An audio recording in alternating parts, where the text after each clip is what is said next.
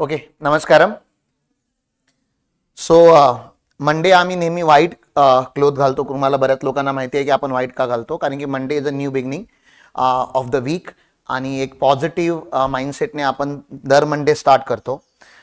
आता जो सीझन चालू आहे तो इन्कम टॅक्स चा सीझन चालू आहे आणि इन्कम टॅक्स म्हणजे फक्त इन्कम टॅक्स नव्हे तर त्याच्या पाठीमागे जीएसटी आणि फिनान्शियल स्टेटमेंट ह्या दोन गोष्टी असतात. सो इन्कम टॅक्स रिटर्न भरताना तुम्हाला फिनान्शियल स्टेटमेंट प्रिपेअर करावी लागते आणि फिनान्शियल स्टेटमेंट प्रिपेअर करत असताना you need to keep in mind की तुमचा जीएसटीचा जो मॅचिंग आहे तो झाला पाहिजे. तर there are 3 compliance that we are going to do now ना. म्हणजे ह्या महिन्यामध्ये आपले 3 वेगळ्या वेगळ्या प्रकारचे कंप्लायन्स चालतात. फिनान्शियल स्टेटमेंट बनवणे, जीएसटीचं पूर्ण वर्षाचं रिकन्सिलेशन करणे आणि फायनली इन्कम टॅक्स रिटर्न भरून इन्कम टॅक्सचा जर काही लायबिलिटी असेल तर ती पे ऑफ करणे आणि ITR भरणे. तो दिस सीझन इज गोइंग ऑन आणि ह्या सीझन मध्ये बरेच क्लायंट आपले जे आहेत किंवा बिझनेस 2.0 चे जे स्टुडंट आहेत त्यांना हेच क्लॅरिटी नसते की आपण इन्कम टॅक्स का भरायचा किंवा फिनान्शियल स्टेटमेंट कशी बनवली पाहिजे किंवा फिनान्शियल स्टेटमेंट म्हणजे नक्की काय आहे किंवा जीएसटी प्रॉपर का भरायचा. बरेच लोक ब्लॅकमध्ये बिझनेस करतात, मग ब्लॅकचा व्हाईट बिझनेस का करावा, राईट. तर आपण काय करतो की कधी कधी आपण लॉची अवेअरनेस क्रिएट करत नाही. We don't educate our people आणि दॅट्स आर प्रॉब्लेम. म्हणजे ह्या कम्युनिटीचा प्रॉब्लेम आहे. म्हणजे सीए कम्युनिटीने किंवा कन्सल्टंट कम्युनिटीने लोकांना एज्युकेट करणं गरजेचं आहे की GST, income tax, financial statement या 3 गोष्टी आपल्या बिझनेस ग्रोथला कशा महत्वाच्या आहेत. कारण की आपल्या बिझनेस 2.0 चा जो पर्पज आहे तो सिंगल पर्पज आहे, ग्रोथ, स्केल. आणि कारण की आपल्याला बिझनेस ग्रो करायचा आहे. जो बिझनेस इलिगली मॅनेज केला जातो, ब्लॅकच्या थ्रू मॅनेज केला जातो, तो जर स्केल झाला एका लेवल नंतर तर काय होऊ शकतं. Any guess. ब्लॅकचा बिझनेस जर खूप मोठा झाला, ब्लॅकचा बिझनेस एव्हरीबडी नोज, ज्याच्यावरती आपण टॅक्स नाही भरलेला आहे, तो बिझनेस खूप मोठा स्केल झाला तर काय होतं की माणूस श्रीमंत होऊ शकतो. काय होऊ शकतो? माणूस श्रीमंत होऊ शकतो. पण कोणत्या रस्त्याच्या थ्रू झाला तो श्रीमंत? नाही, ब्लॅकच्या रस्त्यात. चुकीचा रस्ता नसतो बिझनेसमध्ये. एक रस्ता ब्लॅकचा असतो आणि एक व्हाईटचा असतो. पण जो ब्लॅकच्या थ्रू श्रीमंत झालेला आहे, मग त्याच्याकडे मर्सिडीज आली किंवा त्याचे बंगले आले, त्यांनी लँड घेतली, तुम्हाला काय वाटतं इन्कम टॅक्स पकडू शकतो की नाही? पकडू शकतो. कारण की इन्कम टॅक्सला कळणार की ह्याने 10 वर्ष काही भरलेलं नाहीये. अचानक हा माणूस मर्सिडीज घेतोय, अचानक हा माणूस फॉरेन टूरला चाललेला आहे, अचानक ह्या माणसाच्या नावावरती लँड परचेस केलेली आहे. So when you scale up, जोपर्यंत तुम्ही लहान असता, खूप छोटे असता, तोपर्यंत तुम्ही इन्कम टॅक्सच्या रडारवरती नसता. द मोमेंट तुम्ही फॉरेन टूर का चालू करता, तुम्ही क्रेडिट कार्ड घेता, तुम्ही एक्सपेन्सिव्ह आयटम घेता, तुम्ही ज्वेलरी परचेस करता, लँड परचेस करता, एक्सपेन्सिव्ह कार म्हणजे इन्कम टॅक्सच्या भाषेमध्ये 10 लाखाच्या वरची कारला इन्कम टॅक्स एक्सपेन्सिव्ह कार म्हणतं. एक्सपेन्सिव्ह कार घेता त्यावेळी तुम्ही इन्कम कार घेताना तुम्ही पॅन, आधार हे सगळे डॉक्युमेंट, रजिस्ट्रेशनला जे डॉक्युमेंट लागतात ते सगळे डॉक्युमेंट सबमिट करता. हा सगळा डेटा बॅकडोरने इन्कम टॅक्स डिपार्टमेंटकडे जातो आणि there is a software called RMS, risk management system. तो सॉफ्टवेअर ह्या सगळ्या डेटाला इव्हॅल्युएट करतो आणि automatically by using artificial intelligence notices send करतो. इन्कम टॅक्सकडे पॉवर आहे. At a time they can open scrutiny for 3 years by default. म्हणजे त्यांना जर छोटी मोठी शंका आली तर ते 3 वर्षाचं तुमचं पूर्ण खातं ओपन करतात. म्हणजे 2025 मध्ये आपण असलो तर 2024, 23 आणि 22 या 3 वर्षाचं खातं ते लोक ह्या वर्षी ओपन करतात. आणि जर त्यांना डाऊट आला की नाही हा असे खूप मोठा झोलर आहे, ठीक आहे ना, आणि खूप टॅक्सची चोरी केलेली आहे, तर they can go up to 10 years also आणि they can open and then 10 वर्षाचं तुमचं पूर्ण इन्कम, 10 वर्षाचे तुमचे पूर्ण ट्रान्झॅक्शन, तुमची आत्ता जी प्रॉपर्टी, आत्ता जो वेल्थ आहे तो आजच्या मार्केट व्हॅल्यूला टॅक्स होतो. म्हणजे जर तुम्ही लँड जर 10 वर्षापूर्वी घेतली होती त्यावेळी फक्त तुम्ही 1 कोटी त्या लँडमध्ये ब्लॅकचा पैसा लावला होता, पण तो आयडेंटिफाय नव्हता झाला. आता आयडेंटिफाय झाला, आता त्या लँडची व्हॅल्यू 50 कोटी आहे, तर तुमचा 50 कोटीला टॅक्स लागतो, मार्केट व्हॅल्यूवरती टॅक्स लागतो. तर 2 गोष्टी आपण आज पूर्ण सेशन मध्ये शिकणार आहोत. एक benefit of following the law आणि एक risk of not following the law. म्हणजे आपण पॉझिटिव्ह आणि नेगेटिव्ह दोघांचं सांगता घालतोय. त्याच्यानंतर बिझनेसमॅनने नक्की काय करावं हे बिझनेस कम्युनिटीचा कॉल आहे. पण आमचा जो जॉब आहे, आपल्या सगळ्यांचा जो जॉब आहे तो एक क्लायंटला एज्युकेट करणं आणि तो आपण ह्या सेशनच्या थ्रू करतोय. Elite Gurukul limited business leadership स्कूलच्या नावाने आता गडिंग्लजमध्ये ओळखली जाते. We are creating 2 type of people in Gadhinglaj. 1 business community, 2nd leaders.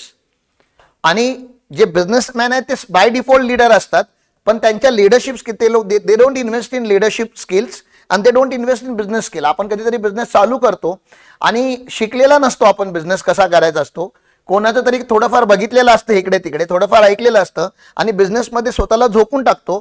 8-10 वर्ष कधी निघून जातात कळत नाही आणि 8-10 वर्षानंतर आपण थोडं रिग्रेट करायला चालू करतो, अरे यार बिझनेस तर असा करायचाच नव्हता. कारण की बिझनेसचा मेंटॉर म्हणून जी गोष्ट असते ती आपल्याकडे लोक सिरियसली अजून घेत नाहीयेत. म्हणजे छोट्या मोठ्या गोष्टींसाठी मेंटॉर आहेत. म्हणजे तुमचा मुलगा जर शाळेत जात असेल तर त्याला मॅथ शिकवायला एक मेंटॉर असतो किंवा टीचर असतो किंवा गुरु असतो, सायन्स शिकवायला गुरु असतो, कोणतरी बॅडमिंटन खेळत असेल तर बॅडमिंटनचा कोच असतो, क्रिकेटचा कोच आहे, फुटबॉलचा कोच आहे, स्विमिंगचा कोच आहे, प्रत्येक गोष्टीचा कोच आहे. म्हणजे जिम मध्ये डंबल उचलायला पण आपण कोच ठेवतो, पर्सनल कोच ठेवतो. पण बिझनेस ज्या सगळ्या गोष्टींना आपल्यासाठी क्रिएट करतो त्याचं आपल्याकडे मेंटॉरिंग नसतं आणि नसण्याचे कारण पण वेगळे आहेत. कारण की बिझनेस कोचिंग वगैरे ही सगळी वेस्टर्नाइज कॉन्सेप्ट आहे. म्हणजे जे बिझनेस कोचिंग ऍक्च्युअली होतात ते US UK वगैरे त्या साईडला होतात, तिथून हळूहळू ते इंडियामध्ये आले. पण इंडियामध्ये ते राहिले मुंबईला, दिल्लीला, बँगलोरला, ज्या मेट्रो सिटीज आहे तिथे बिझनेस कोचिंग आजही होते आणि खूप चांगल्या प्रकारे होते. अनफॉर्च्युनेटली आपण रुरल एरियामध्ये आहोत, त्यामुळे आपण ह्या सगळ्या गोष्टी जाऊन अटेंड करू शकत नाही, कारण की आपल्याला बिझनेस शट करून ते अटेंड करावं लागेल आणि it is very expensive. Business coaching are very expensive. म्हणजे मी बाहेरच्या रूममध्ये आता एक व्हिडिओ प्ले केला होता. So that was the video off Sadhguru academy. Sadhguru academy is a business coaching platform. ठीक आहे, ज्याच्यामध्ये ते लोक बिझनेस कोचिंग म्हणजे आमचे जसे प्रोग्राम आहेत त्याचे ऍडव्हान्स व्हर्जन ते लोक रन करतात. So their program cost for 3 to 4 days program they are charging 4 to 5 lakh rupees. म्हणजे पर डे तुमचा जो कॉस्ट असतो तिथे राहण्याचा तो 1 lakh रुपीज प्लस असतो आणि ते जाण्याचा फ्लाईटचा तिकीट, ऍडिशनल एक्सपेन्सेस. सो एवढा मोठा एक्सपेन्स आपली लोक आता इमिजिएटली करू शकतात का? तर नाही. मग what we have done as a elite Gurukul, आम्ही बिझनेस 2.0 लॉन्च केला.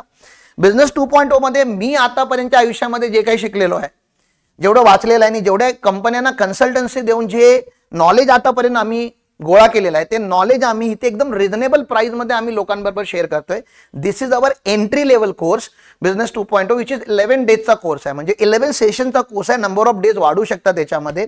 जसे काय आता, कारण की बऱ्याच बिझनेसमॅनने रिक्वेस्ट केली की गणपती असल्यामुळे आमची दुकानं म्हणजे ऑब्व्हियसली आता तुम्ही बघू शकता की त्यांचा बिझनेस ऑलरेडी पीकला चालू आहे, therefore they are not able to attend. मग मी विचार केला की यार सेशन कॅन्सल करण्यापेक्षा आपण सेशन घेऊया, सेशनला रेकॉर्ड करूया आणि सेशन ऍटलीस्ट रेकॉर्डिंग त्यांच्याकडे पोहोचू देत. रात्री जेव्हा पण त्यांना वेळ भेटेल ऍटलीस्ट ते लोक रेकॉर्डिंग बघतील, so that they are in the touch with the knowledge. आणि हे आम्ही सेमिनार कंटिन्यू ठेवतोय. मग business 2.0 is our entry level course, ज्याच्यामध्ये आम्ही बिझनेसचे बेसिक शिकवतो. आणि मला वाटतं इन्कम टॅक्स, जीएसटी आणि financial statement is one of the founding stone of a business coaching. त्यामुळे हे पण शिकवणं खूप इम्पॉर्टंट आहे. आणि हे झाल्यानंतर मग बिझनेस 3.0 आहे, बिझनेस 4.0 आहे, बिझनेस 5.0 आहे, याचे ऍडव्हान्स व्हर्जन आहेत. शक्ती 2.0 म्हणून आमचा जो आहे तो फिमेल किंवा विमेन एंटरप्रिनरशिपसाठी आम्ही रन करतोय. आणि झेन झी आणि झेन अल्फा ह्या दोन आम्ही नेक्स्ट जनरेशनच्या बिझनेसमॅनसाठी, म्हणजे जी मुलं आहेत, बिझनेसमॅनची जी मुलं आहेत त्यांच्यासाठी आम्ही रन करतोय. So this all about elite Gurukul की आम्ही एक्झॅक्टली काय करतोय. आज आपण एकदम प्रॅक्टिकल बोलणार आहोत. तुमचे जे प्रश्न असतील बिझनेस कम्युनिटीचे किंवा जे तुम्ही आता कन्सल्टन्सी करताना किंवा फायनान्शियल स्टेटमेंट बनवताना तुम्हाला जे चॅलेंज येतात त्या चॅलेंजेसला आज आपण ओपनली डिस्कस करूया. नेक्स्ट, तर स्मार्ट कंप्लायन्सेस, स्ट्रॉंग फायनान्सेस ही थीम आहे आजची, की आपल्याला जे कंप्लायन्स करायचे ते कसे असले पाहिजेत, स्मार्ट. स्मार्ट कंप्लायन्स म्हणजे काय? सर माझ्याकडे नाही एवढा कपॅसिटी नाही की माझा इनहाऊस अकाउंटंट मी ठेवू शकतो. मग इनहाऊस अकाउंटंट नसेल तुमच्याकडे तर तुम्ही अकाउंटिंग सर्व्हिस आउटसोर्स करू शकता. सर माझ्याकडे अकाउंटंट आहे पण तो टॅक्स एक्सपर्ट नाही आहे, मग तुम्हाला टॅक्सेशनची सर्व्हिस आउटसोर्स करावी लागेल. डेफिनेटली तुम्ही इन्कम टॅक्स एक्सपर्ट कधीच ठेवत नाही. त्यामुळे प्रत्येकाच्या आयुष्यामध्ये एखादा सीए किंवा एखादा टॅक्स कन्सल्टंट असतो जो तुम्हाला सल्ले देतो किंवा तुमचा ITR भरतो. अनफॉर्च्युनेटली ह्या भागामध्ये म्हणजे आजरा, चंदगड, गडिंग्लज ह्या भागामध्ये डुप्लिकेट सीए खूप आहेत. मी म्हणजे प्राऊडली सांगतो तुम्हाला आणि ओपनली सांगतो, डुप्लिकेट सीए म्हणजे इथे काही लोक आहेत जे सीए नाही आहेत, ते लोक सर्टिफाईड ऑडिटर म्हणून लिहितात आपल्या नावासमोर. काय लिहितात? Certified auditor. आता सर्टिफाईड ऑडिटरचा पण फुल म्हणजे शॉर्ट फॉर्म तुम्ही बनवला तर काय बनतं? सीए. पण certified auditor is not a CA. CA ज्याला आपण बोलतो that is a chartered accountant. ठीक आहे ना? मग चार्टर्ड अकाउंटंट आणि सर्टिफाईड ऑडिटर मध्ये फरक आहे. पण ही जी लोक आहेत ते स्वतःला सीए बोलून घेतात आणि आपल्या क्लायंटला पण तसंच सांगतात की मी सीए. मग हे लोक कोण आहेत? तर या लोकांनी कधीतरी सीएच्या ऑफिसमध्ये काम केलेलं आहे, त्यांना थोडंफार तुटलं फुटलेलं नॉलेज आहे. त्या नॉलेजला घेऊन हे लोक मार्केटमध्ये आलेले आहेत. आणि त्यांचं कॅल्क्युलेशन एकदम सिंपल असतं. आपण 500 ITR भरायचे, एका ITRचे 1000-1500 घ्यायचे, 1000-1500 इंटू 500 करा, मग तेवढे बल्क लेवलला ते लोक काम करतात. सीए लोक कधी बल्क लेवलला काम करत नाहीत. त्या लोकांसाठी प्रत्येक केस जी असते ती युनिक असते आणि दे इन्व्हेस्ट लॉट ऑफ टाइम. त्यामुळे प्राइसिंग जो असतो सीए आणि नॉन सीए त्याच्यामध्ये दुनियाभरचा फरक असू शकतो. इट्स लाईक तुम्ही हार्ट सर्जन आहात, म्हणजे एकतर एक्सपर्ट आहे तुम्ही, म्हणजे तुम्हाला जोपर्यंत ताप सर्दी खोकला तोपर्यंत तुम्ही लोकल कुठल्या तरी मेडिकलमध्ये जाऊन गोळी घेऊ शकता. पण जर तुम्हाला एखादी मोठी सर्जरी करायची असेल तर you will always find expert of that particular domain. मग ENT, इयर नोज थ्रोट, इथे काही प्रॉब्लेम असेल तर ENT एक्सपर्टकडे आपण जातो. कार्डिओलॉजिस्टकडे जातो जर हार्टच्या रिलेटेड काही प्रॉब्लेम असतील तर. गायनेकडे जातो जर म्हणजे रिप्रोडक्शन सिस्टमच्या रिलेटेड काही प्रॉब्लेम असतील तर. So we have expert of every, म्हणजे ह्या बॉडीमधले एक एक गोष्टीचे एक्सपर्ट आहेत, त्या लोकांकडे आपल्याला जावं लागतं. राईट.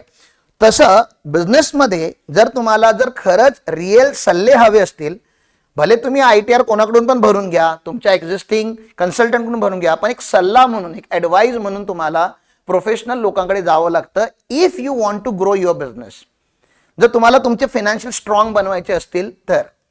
कारण की आम्ही जे फायनान्शियल स्टेटमेंट इथे बघितलेले आहेत लोकल मार्केटमध्ये, बॅलन्स शीटमध्ये असेट आहेत तर प्रॉफिट अँड लॉस अकाउंटमध्ये डेप्रिसिएशन नाही आहे. प्रॉफिट अँड लॉस अकाउंटमध्ये डेप्रिसिएशन आहे तर बॅलन्स शीटमध्ये असेट नाही आहेत. त्या माणसाकडे 50 एम्प्लॉई असतील तर सॅलरीची जी अमाऊंट आहे ती 8 लाख 10 लाख दिसते.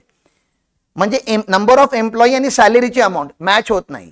जर तुमच्याकडे 10 पेक्षा जास्त एम्प्लॉई असतील तर खूप सारे लेबर लॉ कंप्लायन्सेस आपल्याला लावावे लागतात. PF, PT, ESIC असे काही लेबर लॉ कंप्लायन्स असतात. अदरवाईज लेबर लॉ डिपार्टमेंटची तुमच्याकडे रेड येऊ शकते. मग सॅलरी दाखवतो आपण दरवर्षी बॅलन्स शीटमध्ये, पण आपण लेबर लॉ कंप्लायन्स करत नाही. म्हणजे आपण एव्हिडन्स क्रिएट करतोय की सॅलरी आहे म्हणजे एम्प्लॉई होते, और एम्प्लॉई होते म्हणजे तुम्ही एम्प्लॉईचे लेबर लॉ कंप्लायन्स करायला पाहिजेत, पण एम्प्लॉईचे लेबर लॉ कंप्लायन्स करत नाहीत. उद्या जर रेड आली तर तुम्ही बोलता की आमच्याकडे एम्प्लॉईज नव्हते, पण तुमच्या बॅलन्स शीटमध्ये सॅलरी होती, प्रॉफिट अँड लॉस अकाउंटमध्ये सॅलरी होती. मग तुम्ही स्वतःच तुमच्यासाठी खड्डे क्रिएट करता. तुम्हाला माहितीच नाहीये की बँकिंग टर्नओव्हर जो आहे तो तुमचा 40 लाख क्रॉस नाही झाला पाहिजे जर तुम्ही गुड्स इंडस्ट्रीमध्ये आहात, आणि जर तुम्ही सर्व्हिस इंडस्ट्रीमध्ये आहात तर बँकिंग टर्नओव्हर 20 लाख क्रॉस नाही झाला पाहिजे. तर तुम्ही GST रजिस्टर्ड नसाल तर. सर माझं तर 1.5 कोटीच्या वरती ट्रान्झॅक्शन होतंय अकाउंटमध्ये, क्रेडिट आणि डेबिट. मग आज नाही उद्या तुम्हाला काय येणार आहे? नोटीस येणार आहे. ठीक आहे ना. आज पाणीपुरीवाल्याला पण नोटीस जाते आणि भाजीवाल्याला पण नोटीस जायला लागले. बँगलोरमध्ये लास्ट टाइम खूप मोठा मोर्चा निघालेला की भाजीवाल्यांना पण नोटीस जायला लागले.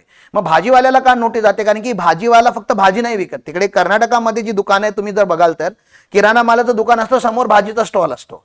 तो भाजी पण विकतो आणि किराणा मालचं दुकान पण विकतो. म्हणजे तो टॅक्सेबल आणि नॉन टॅक्सेबल दोन्ही गुड्स विकतोय. आणि जर टॅक्सेबल आणि नॉन टॅक्सेबल तुम्ही दोन्ही गुड्स विकताय तर टर्नओव्हर जो असतो तो ऍग्रीगेट टर्नओव्हर कन्सिडर केला जातो, टोटल टर्नओव्हर कन्सिडर केला जातो फॉर रजिस्ट्रेशन पर्पज. आणि तो जर 40 लाख क्रॉस झाला तर तुम्हाला रजिस्ट्रेशन घेणं मॅन्डेटरी असतं. हे बऱ्याच लोकांना माहिती नाही. आज आपण बॉर्डरला आहोत, आपल्या लोकांचा प्रॉब्लेमच वेगळा आहे. आपण कर्नाटका गोवा बॉर्डरवरती आहोत. जर तुम्हाला गुड सप्लाय करायचे असतील कर्नाटकामध्ये किंवा गोव्यामध्ये, म्हणजे इंटरस्टेट सप्लाय बोलला जातो, एका स्टेटच्या बाहेर जर जायचं असेल, तुमचा 0 टर्नओव्हर जरी असेल तरी तुम्हाला रजिस्ट्रेशन मॅन्डेटरी आहे. मग काही लोकांनी रजिस्ट्रेशन घेतलं पण ते GSTचं कंपोजिशनचं रजिस्ट्रेशन घेतात. कंपोजिशन डीलर बाहेरच्या स्टेटमध्ये गुड्स देऊ शकतो का? कंपोजिशन डीलर बाहेरच्या स्टेटमध्ये गुड्स देऊ शकतो का? 1% जे लोक भरतात ते लोक नाही. कंपोजिशन डीलर बाहेरच्या स्टेटमध्ये गुड्स देऊ शकत नाही. गुड्स असो किंवा सर्व्हिस असो, they can not give to outside state. Please understand. तुम्ही गुड्स इंडस्ट्रीमध्ये स्पेसिफिकली असाल तर तुमच्या गाड्या संकेश्वरला पकडल्या जातात. म्हणजे इथून 12 किलोमीटर आहे पण गाडी पकडली जाणार, कारण की तुम्ही तुमच्या स्टेटच्या बाहेर सप्लाय करू शकत नाही जर तुम्ही GST रजिस्टर्ड नसाल तर. आज जर तुम्ही प्रॉपर्टी रेंट वरती घेताय आणि तुम्ही GST मध्ये रजिस्टर्ड आहात, बरोबर, आपण बरेच बिझनेसमॅन GST मध्ये रजिस्टर्ड असतो आणि आपला जो ऑफिस प्रिमायसेस किंवा फॅक्टरी प्रिमायसेस असतो, शॉप वगैरे असतं, ते आपण रेंट वरती घेतो. आणि ज्याच्याकडून आपण रेंट वरती घेतो तो GST रजिस्टर्ड नसतो मोस्ट ऑफ द केसेस मध्ये. आणि कारण की ज्याच्याकडून म्हणजे आपला लँडलॉर्ड जो आहे तो रजिस्टर्ड नाही आहे. मग GST लॉ मध्ये सांगितलं गेलेलं आहे, जर तुमचा जर बिझनेस प्रिमायसेस जर तुम्ही रेंट वरती घेतला आणि समोरची व्यक्ती जर रजिस्टर्ड नसेल तर तुम्हाला त्याचा टॅक्स तुम्हाला भरायचा आहे. रिव्हर्स चार्ज मेकॅनिझम बोलतो आपण. आपल्या सप्लायरचा टॅक्स आपल्याला भरावा लागतो. बऱ्याच लोकांना हे माहितीच नाही आहे रिव्हर्स चार्ज मेकॅनिझम म्हणजे काय आहे. तुम्ही जो ट्रान्सपोर्ट घेता आणि ट्रान्सपोर्टर जर रजिस्टर्ड नसेल तर ट्रान्सपोर्टवरती पण रिवर्स चार्ज लागतो. जर तुम्ही रजिस्टर्ड असाल, म्हणजे तुम्ही रजिस्टर्ड आहात आणि ट्रान्सपोर्टर अनरजिस्टर्ड आहे, तुम्हाला काय करावं लागेल? ट्रान्सपोर्टरचा टॅक्स आपल्याला भरावा लागेल रिवर्स चार्ज मध्ये. जर तुम्ही ऍडव्होकेटला घेताय तुमच्या बिझनेसच्या कोणत्या तरी केससाठी, पर्सनल केससाठी नाही, बिझनेसच्या केससाठी ऍडव्होकेटला घेताय, तुम्ही रजिस्टर्ड आहात, ऍडव्होकेट रजिस्टर्ड नसतात, ऍडव्होकेटचा टॅक्स तुम्हाला भरावा लागतो. जर तुम्ही प्रायव्हेट लिमिटेड कंपनी आहात, बरेच लोकांची प्रायव्हेट लिमिटेड कंपनी आहे आणि प्रायव्हेट लिमिटेड कंपनीमध्ये आपण डायरेक्टर्स ठेवतो, डायरेक्टर जी इंडिपेंडेंट सर्व्हिस कंपनीला प्रोव्हाइड करतात, डायरेक्टर रजिस्टर्ड नसतात पण कंपन्यांना रिव्हर्स चार्ज मेकॅनिझम लागतो. असे बरेच केसेस रिव्हर्स चार्ज मेकॅनिझमचे आहेत. मग सगळ्यात लॉ काय बिझनेसमॅनने शिकायचा का? नाही, पण तुम्हाला अशा व्यक्तीकडे जावं लागेल ज्या व्यक्तीला हा सगळ्या लॉचं नॉलेज असतं. बिझनेसमॅनला शिकण्याची गरज नाहीये. पण बिझनेसमॅन उद्या हे बोलू शकतो का की मला लॉ माहितीच नव्हता नोटीस आल्यानंतर? जर तुम्ही गाडी चालवायला निघाला तर तुम्हाला रेड सिग्नलचा अर्थ माहिती असायला पाहिजे, ग्रीनचा अर्थ माहिती असायला पाहिजे, येलोचा असेल. तुम्ही हे नाही बोलू शकत मला कलरच दिसत नाहीत किंवा मला कलरचा अर्थ माहिती नाही. मग तसंच बिझनेस चालवताना हे जे 3 सिग्नल आहेत, ठीक आहे ना, इन्कम टॅक्स, जीएसटी आणि फिनान्शियल स्टेटमेंट, ह्याचे काही नियम आहेत, हे नियम तुम्हाला माहिती असणं गरजेचं आहे. तर मी आज नियम शिकवतोय का? नाही, मी आज फक्त तुम्हाला त्याचे बेनिफिट शिकवतोय आणि जर नाही केलं तर त्याची रिस्क सांगतोय, म्हणजे पॉझिटिव्ह आणि नेगेटिव्ह. नेक्स्ट सर, मग बिझनेस ग्रोथचा आपला बिझनेस 2.0 होता, आपण ग्रोथ वरती बोलतो. हो, हा पण ग्रोथचा सेशन आहे.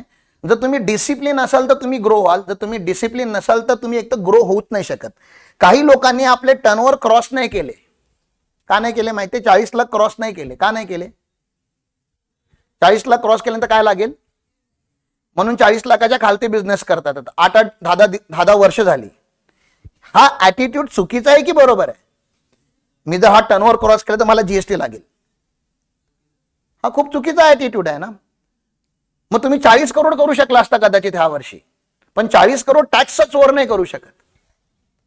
कारण की टॅक्सचा चोर जो आहे त्याच्या माइंडमध्ये लिमिट लागलेलं आहे की मला 40 लाखच्या खालती बिझनेस करायचा आहे, मला 40 लाखच्या खालती बिझनेस करायचा आहे. असं कसं चालेल? नाही नाही, मग ते जीएसटी भरावं लागतं.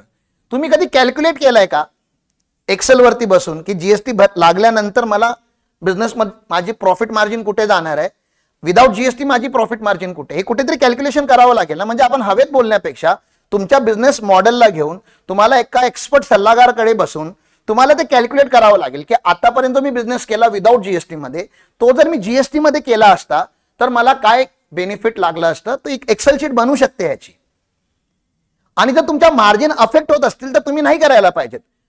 बियॉन्ड दॅट जीएसटी भरायचा की जीएसटी नाही भरायचा, रजिस्ट्रेशन घ्यायचं की नाही घ्यायचं, हा ऑप्शन थोडी ना काय देशामध्ये. ऑप्शन नाही आहे, लॉ आहे. There are certain things which are not logical. Income tax का भरू मी? आम्ही सांगतो इन्कम टॅक्स भरा कारण की मग आपल्याला डिफेन्सला पेमेंट करायचं आहे, मिलिटरीला पेमेंट करायचं आहे, रोड बनले पाहिजेत, हायवेज बनले पाहिजेत, इन्फ्रास्ट्रक्चर बनला पाहिजेत, लाडके बहिणीला 2000 गेले पाहिजेत ना, अनएम्प्लॉइड लोकांना तो बेरोजगारी भत्ता गेला पाहिजेत, म्हाताऱ्या लोकांना पेन्शन गेलं पाहिजेत. मग हे सगळे पैसे खर्च करायला गव्हर्नमेंटकडे पैसे गेले पाहिजेत आणि गव्हर्नमेंट इन्कम टॅक्स आणि जीएसटीच्या रूपातच पैसे कमवतो. पण हे झालं लॉजिक. पण लॉजिकने तुम्हाला काय फरक पडतोय? लॉ बोलतो इन्कम टॅक्स भरणं मॅन्डेटरी आहे, संपला विषय. मला लॉजिक सांगायची गरज नाही आहे. जर तुम्हाला धंदा करायचा आहे, आज जर तुम्ही फूडच्या बिझनेसमध्ये आहात, फूड लायसन घेणं मॅन्डेटरी आहे की नाही आहे? नाही घेतला तर कधी पेनल्टी लागू शकते, फॅक्टरी बंद होऊ शकते, परमनंटली धंदा बंद होऊ शकतो. रिअल इस्टेटमध्ये आता रेराचं रजिस्ट्रेशन मॅन्डेटरी आहे, मॅन्डेटरी रजिस्ट्रेशन आहे. जर तुमचं एखादं नाव आहे बिझनेस, त्याचा ट्रेडमार्क घेणं मॅन्डेटरी आहे. कारण की ज्याचा ट्रेडमार्क तुमच्याकडे नाही. आज आमचा एलिट गुरुकुलचा हा जो लोगो आहे, ह्या लोगो हा सेम लोगो मी एका साबणावरती बघितला केरळमध्ये, सेम लोगो. बोले आम्ही साबण तर नाही बनवत. मग कळालं की लोगो कॉपी होतो.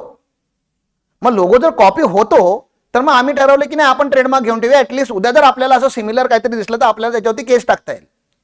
आणि ट्रेडमार्कची केस किती सिरियस असते तुम्ही सॉइल रूट्स कडून विचार. म्हणजे आपल्याकडे केस स्टडी आहे ती.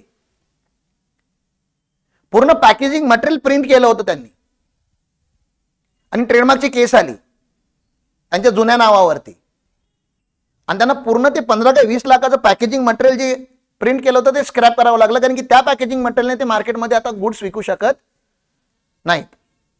So trademark is a very serious business. मग ट्रेडमार्कचं रजिस्ट्रेशन असणं गरजेचं आहे. तर तुम्हाला वाटतं की हे नाव माझं आहे, ते तुम्ही कुठे लिहिलेलं आहे की तुमचं आहे, ते तुम्हाला अप्लाय करून घ्यावं लागतं ट्रेडमार्क. आणि ते पण लिमिट. हा सर मी 10 वर्षापूर्वी ट्रेडमार्क घेतला होता, 15 वर्षापूर्वी घेतलेला. ट्रेडमार्कची एक व्हॅलिडिटी असते, तुम्हाला तो रिन्यू करावा लागतो. जसं फूड लायसन पण रिन्यू करावा लागतो, MSME पण रिन्यू करावा लागतो. तर प्रत्येक गोष्ट काय करावी लागते आपल्याला. मग तुम्हाला अपडेट राहावं लागेल ना. तुम्ही हे बोलूच नाही शकत मला कुठे माहिती आहे की रिन्यू करायचं असतं. जसं लायसन्स, गाडी चालवायचं लायसन्स रिन्यू करावं लागतं, तसं प्रत्येक लायसन्स जे गव्हर्नमेंटचं आहे ते रिन्यू करावं लागतं. मग तुम्हाला त्याच्या व्हॅलिडिटीज माहिती असली पाहिजेत, एक्सपायरी माहिती असायला पाहिजे. कोणीतरी ते नेहमी बघायला पाहिजेत. म्हणजे वर्षामध्ये एक दिवस असा असायला पाहिजे ज्याच्यामध्ये, किंवा क्वार्टरली तुमचा एक दिवस असा असायला पाहिजेत की तुम्ही स्वतःचा कंप्लायन्स चेक करताय की माझा बिझनेस टोटल कंप्लायड आहे की नाही आहे. त्याची काहीतरी चेकलिस्ट असायला पाहिजे, कोणतरी चेक करायला पाहिजे. Okay, check 1 2 3 4 5 6 7 8 9. तुमच्या बिझनेसमध्ये जर फायर कुठेतरी यूज होते तर फायर सेफ्टी लायसन्स चेक. कारण की नाही करायचा प्रॉब्लेम खूप मोठा आहे. जसं गाडीमध्ये POC काढायचे 50 रुपये 100 रुपये घेतात, पण पेनल्टी त्याची 1000-2000 रुपये. 1000-2000 चालून जाते, कारण की फरक पडत नाही आपल्याला. ह्या ज्या बिझनेसच्या पेनल्टीज आहेत, GST, इन्कम टॅक्सची, म्हणजे हे लोक जे आहेत ते मार्केटचे गुंडा लोक आहेत गव्हर्नमेंटचे. हे जर मागे लागले ना तर आपलं सगळं काही घेऊ शकतात, म्हणजे प्रॉपर्टी सीज करू शकतात. आतापर्यंत जे तुम्ही सगळं कमवलेलं आहे सगळं पाण्यात जाऊ शकतं एका चुकीमुळे.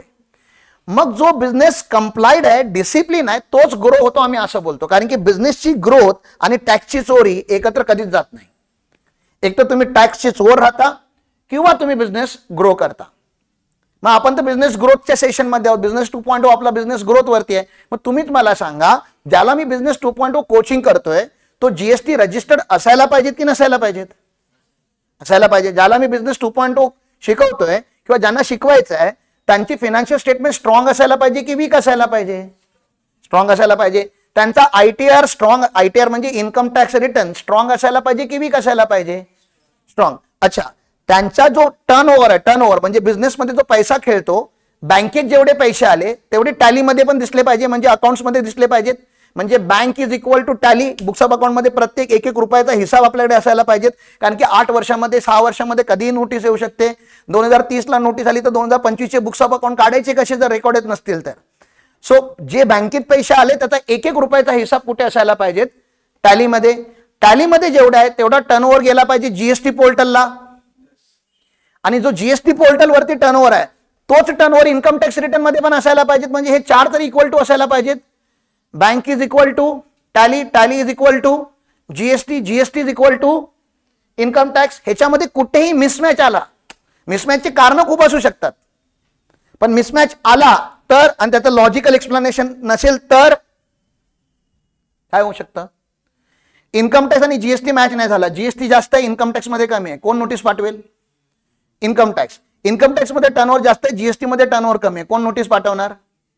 GST. आणि इन्कम टॅक्स आणि GST मध्ये टर्नओव्हर कमी आहे, बँकेमध्ये टर्नओव्हर जास्त आहे, नोटीस दोघेही पाठवणार. आणि एकाने पाठवली की हे लोक भाई भाई असतात की चल तू भी मार मी भी मारता हूं. हा असंच असतं ना, कारण की त्यांना एक केस भेटली.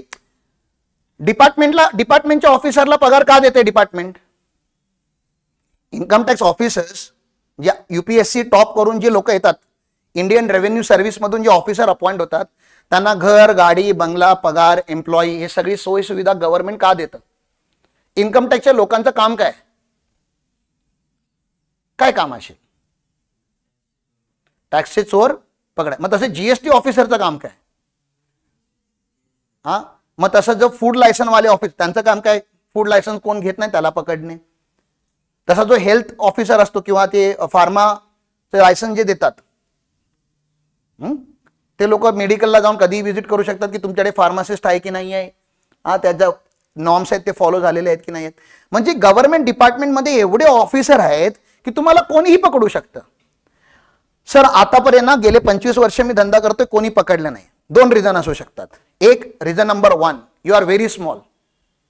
तुम्ही खूप छोटे आहात, गव्हर्नमेंटला तुमच्यामध्ये इंटरेस्टच नाहीये. सेकंड, आतापर्यंत पकडलं नाही ह्याचा हा अर्थ कधीच होत नाही की कधीच नाही पकडणार. ते बोलतात ना, भगवान के घर देर है लेकिन अंधेर नाही. इन्कम टॅक्स तर शोधायला लागलाय, कारण की आज आपली इकॉनॉमी जी आहे ती 5 ट्रिलियन टच करायला चालली. We have become 4th largest economy on the planet. आणि गव्हर्नमेंटचं क्लिअर आहे बाय 2047 ज्यावेळी आपल्या देशाला स्वातंत्र्य मिळून 100 वर्ष कंप्लीट होतील. By 2047 India has to be develop nation. Develop nation म्हणजे जिथे इन्फ्रास्ट्रक्चर खूप स्ट्रॉंग असतो, त्याचा डिफेन्स खूप स्ट्रॉंग असतो, IT बॅक खूप स्ट्रॉंग असतो, बिझनेसेस स्ट्रॉंग असतात, शेअर मार्केट स्ट्रॉंग असतो, लोकांची लाईफस्टाईल बेटर असते, गरीब भिकारी लोक नसतात. अशा बऱ्याच कंडिशन मधून तो डेव्हलप नेशन डिक्लेअर केला जातो. आपला नेशन आजही गरीब नेशन आहे. गरीब नेशनला डेव्हलप नेशन बनवण्यासाठी खूप सारे गव्हर्नमेंट एक्सपेंडिचर गव्हर्नमेंटला करावे लागणार आहेत.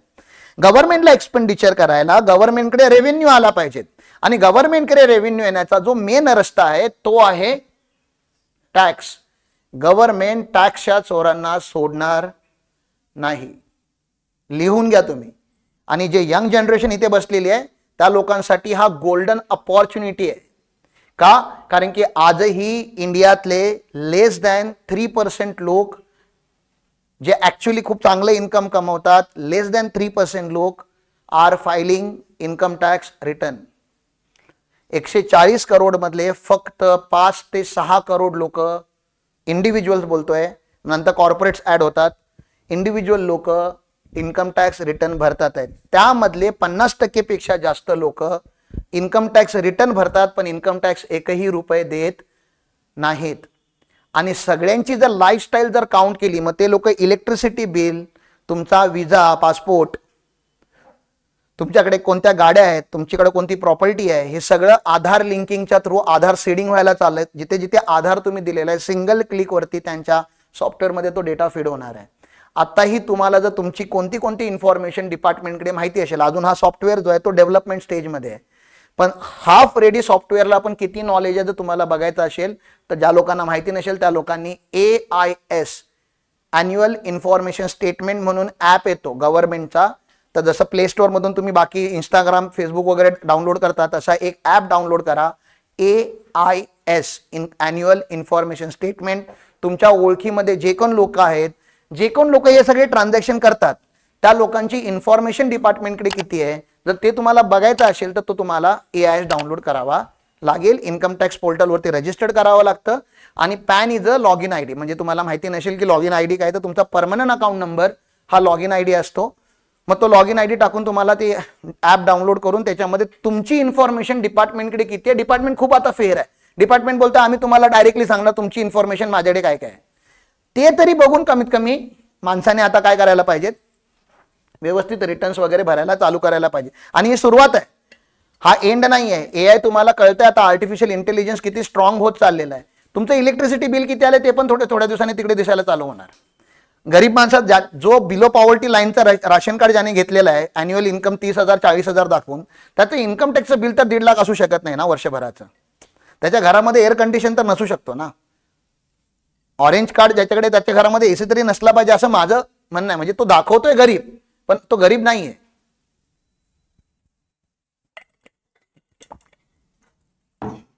मग बघा तुम्हाला काय काय करायचं. So we have this strong what you say, आमचा एकदम स्ट्रॉंग कमिटमेंट आम्हाला पाहिजे आमच्या बिझनेस कम्युनिटीकडून की जर तुम्हाला खरंच ग्रो करायचं आहे ना तर एक आहे इझी रस्ता आणि एक आहे राईट रस्ता. इझी रस्ता म्हणजे हे काय बुक्स ऑफ अकाउंट मेंटेन नाही करायचे, कसेही ट्रान्झॅक्शन करायचे, अकाउंटिंग नाही करायची, तुमची बॅलन्स शीट तुम्ही कधी स्वतः तर रीड नाही केलेली आहे, तुमच्या बॅलन्स शीट मध्ये तो काय टाकतोय, जो पण तुमची बॅलन्स शीट बनवतोय तो बघा तरी त्याच्यामध्ये काय आहे, ते खर्च तुम्ही केलेत तरी काय, तुम्ही कमिशन दाखवलंय, कमिशन वरती TDS मॅन्डेटरी आहे, रेंट वरती TDS मॅन्डेटरी आहे. म्हणजे तुम्ही दाखवायला काय, जी चोरी तुम्ही करताय त्या डिपार्टमेंटला माहिती आहे की नाही. जी आज इथे लोकल लोक जी CA पण बनले नाहीत, आज 2 वर्ष CAच्या ऑफिसमध्ये काम करून ज्या लोकांना टॅक्सची चोरी येते असं ज्यांना वाटतं की मला टॅक्सची चोरी येते, इन्कम टॅक्स डिपार्टमेंट एवढ्या वर्षापासून आपल्या इंडियामध्ये ब्रिटिशर्सनी इस्टॅब्लिश केला होता, तेव्हापासूनच आहे, अंग्रेजांच्या काळापासून, तेव्हापासून टॅक्सची चोरी होते. डिपार्टमेंटला अजूनपर्यंत कळालं नसेल लोक टॅक्सची चोरी कशी करतात. त्यामुळे आपण बऱ्याच वेळा अनरिझनेबल किंवा असे expenses profit and loss account मध्ये टाकतो जे तुम्ही कधी केलेलेच नसतात, त्याचे तुमच्याकडे बुक्स ऑफ अकाउंटच नसतात, तुमच्याकडे रेकॉर्डच नसतात. असं नसलं पाहिजे. ते 11वी 12वीला हे लोक अकाउंटिंग तशी करतात, जशी तुमची बॅलन्स शीट बनते त्याचा काही बेसिस नसतो. विदाउट बेसिस आपण बॅलन्स शीट बनवतो आणि मग बिझनेसमॅनला आम्ही विचारतो सर असं काय बनवलंय, हे म्हणजे खेळ आहे हा? बोलतो मला काहीच माहित नाही हो, ते आमचे ते सीए आहेत ते करतात. पहिलं तुम्हाला पुन्हा एकदा सांगतो, ते जे सीए तुम्ही सांगताय ते सीए नाही आहेत, ते सीए नाही. सीए असं काम नाही करत एकतर. आणि जर सीएचं ऑफिस असेल तर सीएनी काही केलं नसेल, त्याच्या कुठल्या तरी ज्युनियर असिस्टंटने ते काम केलं असेल, कारण की तुम्ही 1000, 2000, 3000 देताय त्यांना. तुमची फी एवढी स्वस्त आहे, कमी आहे की सीए स्वतःचा वेळ त्याच्यामध्ये इन्व्हेस्ट करू शकत नाही. त्यामुळे तुम्ही पैसे देत नाही, तो काम करत नाही. असं सिंपल आहे. असं आम्हाला शिकवलं जात नाही. आम्हाला असं सांगितलं जातं, आमची जी शिकवण असते इन्स्टिट्यूट कडून, गव्हर्नमेंट कडून, की तुम्हाला जर कोणी 500 रुपये दिले आणि कोणी 5 लाख दिले तरी दोघांचं काम सेम लेवलला करायचं आहे. पण प्रॅक्टिकल आहे का तुम्ही सांगा ना? 500 रुपयाच्या क्लायंटची सर्व्हिस आणि 5 लाख देणाऱ्या क्लायंटची सर्व्हिस सेम असू शकते का? मग जर प्रत्येक सीए कडे, जर माझ्याकडे जर 300 क्लायंट आहेत तर माझे 50 क्लायंट टॉप क्लायंट असतात, 250 क्लायंट नॉर्मल क्लायंट असतात. मग प्रत्येक सीए जे टॉपचे क्लायंट असतो ना त्याला सर्व करतो, नॉर्मल क्लायंटला जास्त सर्व करत नाही. पण काही चेकलिस्ट तरी असाव्यात, काही एक मिळतं जुळतं तरी करावं. एक रिस्पॉन्सिबिलिटी असते इंडस्ट्रीमध्ये, एक सोशल रिस्पॉन्सिबिलिटी आमच्या शोल्डरवरती आहे. आमचं पण गव्हर्नमेंट ऑडिट करतं की आम्ही काम कसं करतो, कारण की आम्ही गव्हर्नमेंटचे टेक्निकली एक रिप्रेझेंटेटिव्ह आहोत. म्हणजे गव्हर्नमेंट ऑफ इंडिया इकडे आहे, इकडे बिझनेस कम्युनिटी आहे. ह्या दोघांच्या मध्ये जो डॉक्युमेंट एक्सचेंज करणारा किंवा इन्फॉर्मेशन एक्सचेंज करणारी जी व्यक्ती आहे तो चार्टर्ड अकाउंटंट आहे. आणि त्यामुळे सीएनच्या वरती खूप मोठी रिस्पॉन्सिबिलिटी आहे. जिथे जिथे आम्ही सिग्नेचर करतो ती प्रत्येक डॉक्युमेंट गव्हर्नमेंट व्हेरीफाय करतं. पीयर रिव्ह्यू म्हणून एक आमचं ऑडिट होतं, जिथे जिथे आमचे सिग्नेचर आहे. त्यामुळे आम्हाला एखाद्या डॉक्युमेंटला साईन जर करायचं असेल तर ऑलमोस्ट आम्ही आमची इज्जत दाव्यावरती लावतोय. त्यामुळे फेक डॉक्युमेंट किंवा बेसलेस डॉक्युमेंट वरती ज्यावेळी लोक आमच्याकडे येतात 3 वर्षानंतर की सर मला ना बँकेचं लोन पाहिजे, माझी 3 वर्षाची बॅलन्स शीट सर्टिफाय करून द्या, सीएची सिग्नेचर मागायला लागले बँक. आणि मी विचारतो मग सर याच्यामध्ये असेट दाखवलेला आहे, हे कुठे आहे, ह्याचे रेकॉर्ड कुठे आहे, तुमच्याकडे स्टॉक दाखवलेला आहे एवढा 50 लाखाचा, स्टॉकची स्टेटमेंट आणा, स्टॉकचे मेनू काय आहेत ते सांगा. तुम्हाला ते माहिती नसतं. आम्ही बोलतो तुम्ही एम्प्लॉई दाखवलेत, कोणते एम्प्लॉई आहेत तुमचे, सॅलरी आहे, कोण एम्प्लॉई आहेत, किती एम्प्लॉई आहेत, एम्प्लॉईचं रजिस्टर्ड कुठे आहे, अटेंडन्स रजिस्टर्ड कुठे आहे ते दाखवा. नाही आहे. तुम्ही रेंट दिलेला आहे, टीडीएस कापलाय का, नाही. रेंट देताय का, हा नाही देत सर, ते टाकले असंच. हे असंच टाकलेल्या गोष्टी होती, मी असंच साईन कसं करू? त्यामुळे आमची एक स्ट्रॉंग रिक्वेस्ट आहे सगळ्या बिझनेस कम्युनिटीला, ज्या लोकांकडे हा व्हिडिओ जाईल आणि जे इथे बसलेले आहेत आणि जे रिप्रेझेंटेटिव्ह आहेत आमच्या गुरुकुलचे, की आपल्याला डिसिप्लिन बिझनेसमॅनला सपोर्ट करायचा आहे. मी तर तुम्हाला ओपनली सांगतो, जो डिसिप्लिन आहे त्याचं काम करायचं बंद करून टाका. म्हणजे त्याला एक तर डिसिप्लिन बनवा, त्याला या सगळ्याचं इम्पॉर्टन्स सांगा, किंवा त्याचं काम करायचं बंद करा. मी सिग्नेचर नाही देणार. एवढं क्लिअर आहे? Okay, next.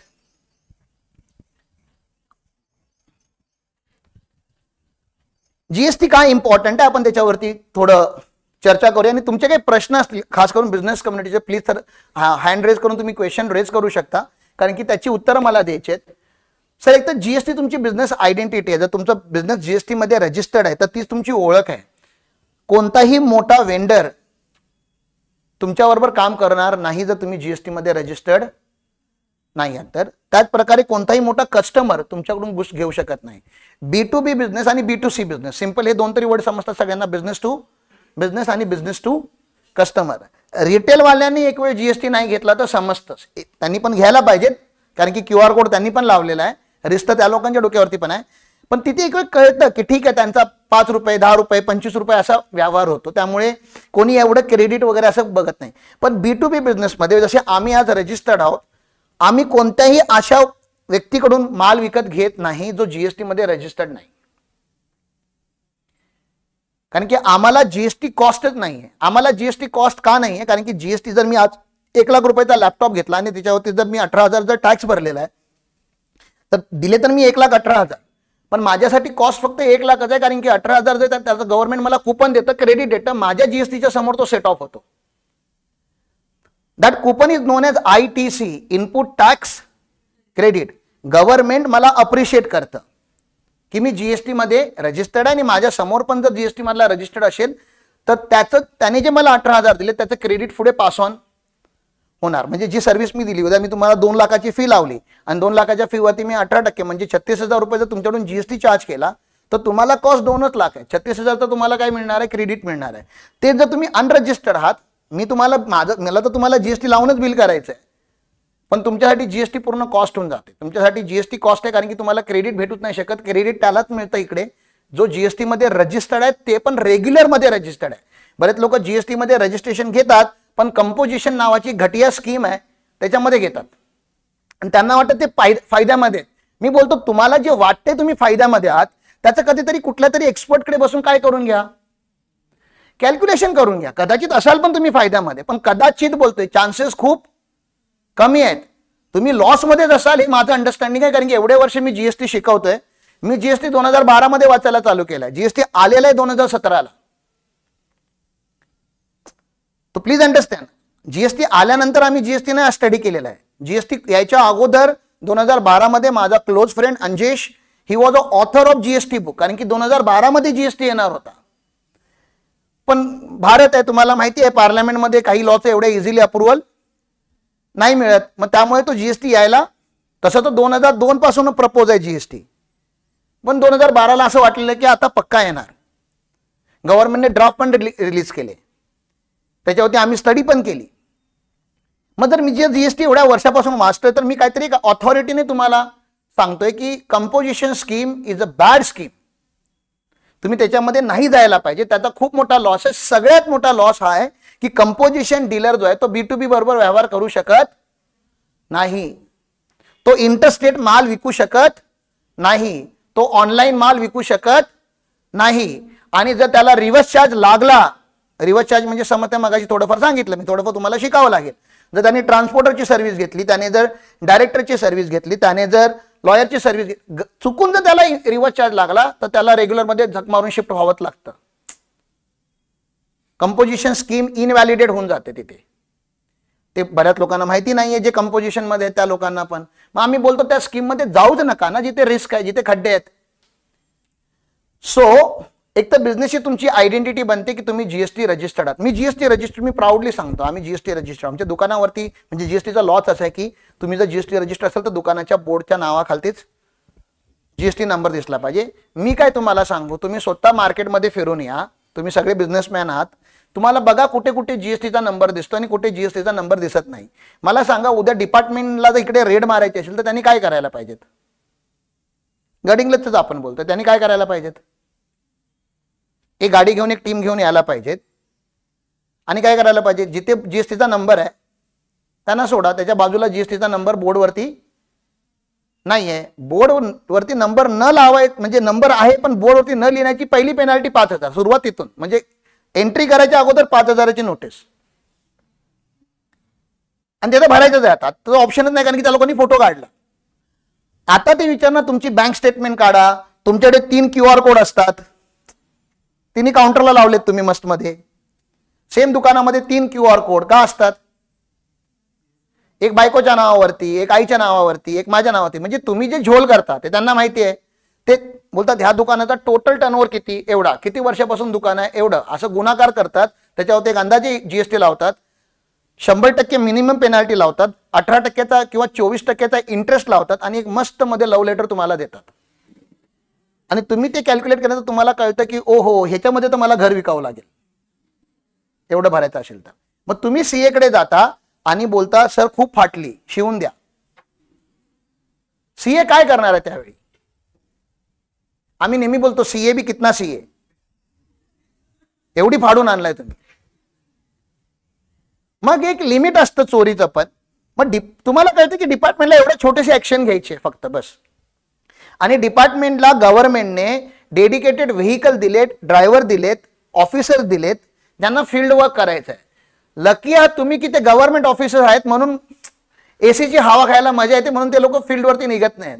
पण मला सांगा, उद्या निर्मला सीतारामन जी आपली फायनान्स मिनिस्टर आहे, तिला फक्त एक प्रेस कॉन्फरन्स घ्यायची आहे आणि तिला ह्या लोकांची कायबेन करायची आहे. जर तुम्हा लोकांनी एवढं, जसं आपण सेल्सच्या टीमला टार्गेट देतो तसं ती टार्गेट देईल उद्या की मला एवढा एवढा ह्या सिटीमधून जीएसटी आला पाहिजेत, नाही आला तर बघा. मग ते लोक पाठी लागणार ना तुमच्या. आम्ही हे बोलत नाहीये की बिझनेसमध्ये व्हाईट, ब्लॅक आणि ग्रे नसावे, असतात, पण प्रत्येक गोष्टीचा एक सिस्टम असतो. तुम्ही ज्यांनी अभ्यासच नाही केला ह्या गोष्टीचा, एकदम कॉन्फिडेंटली जी टॅक्सची चोरी करतायत ते बघून आम्हाला कधी कधी भीती वाटते की हा माणूस एवढा कॉन्फिडेंटली चोरी कसं काय करतोय.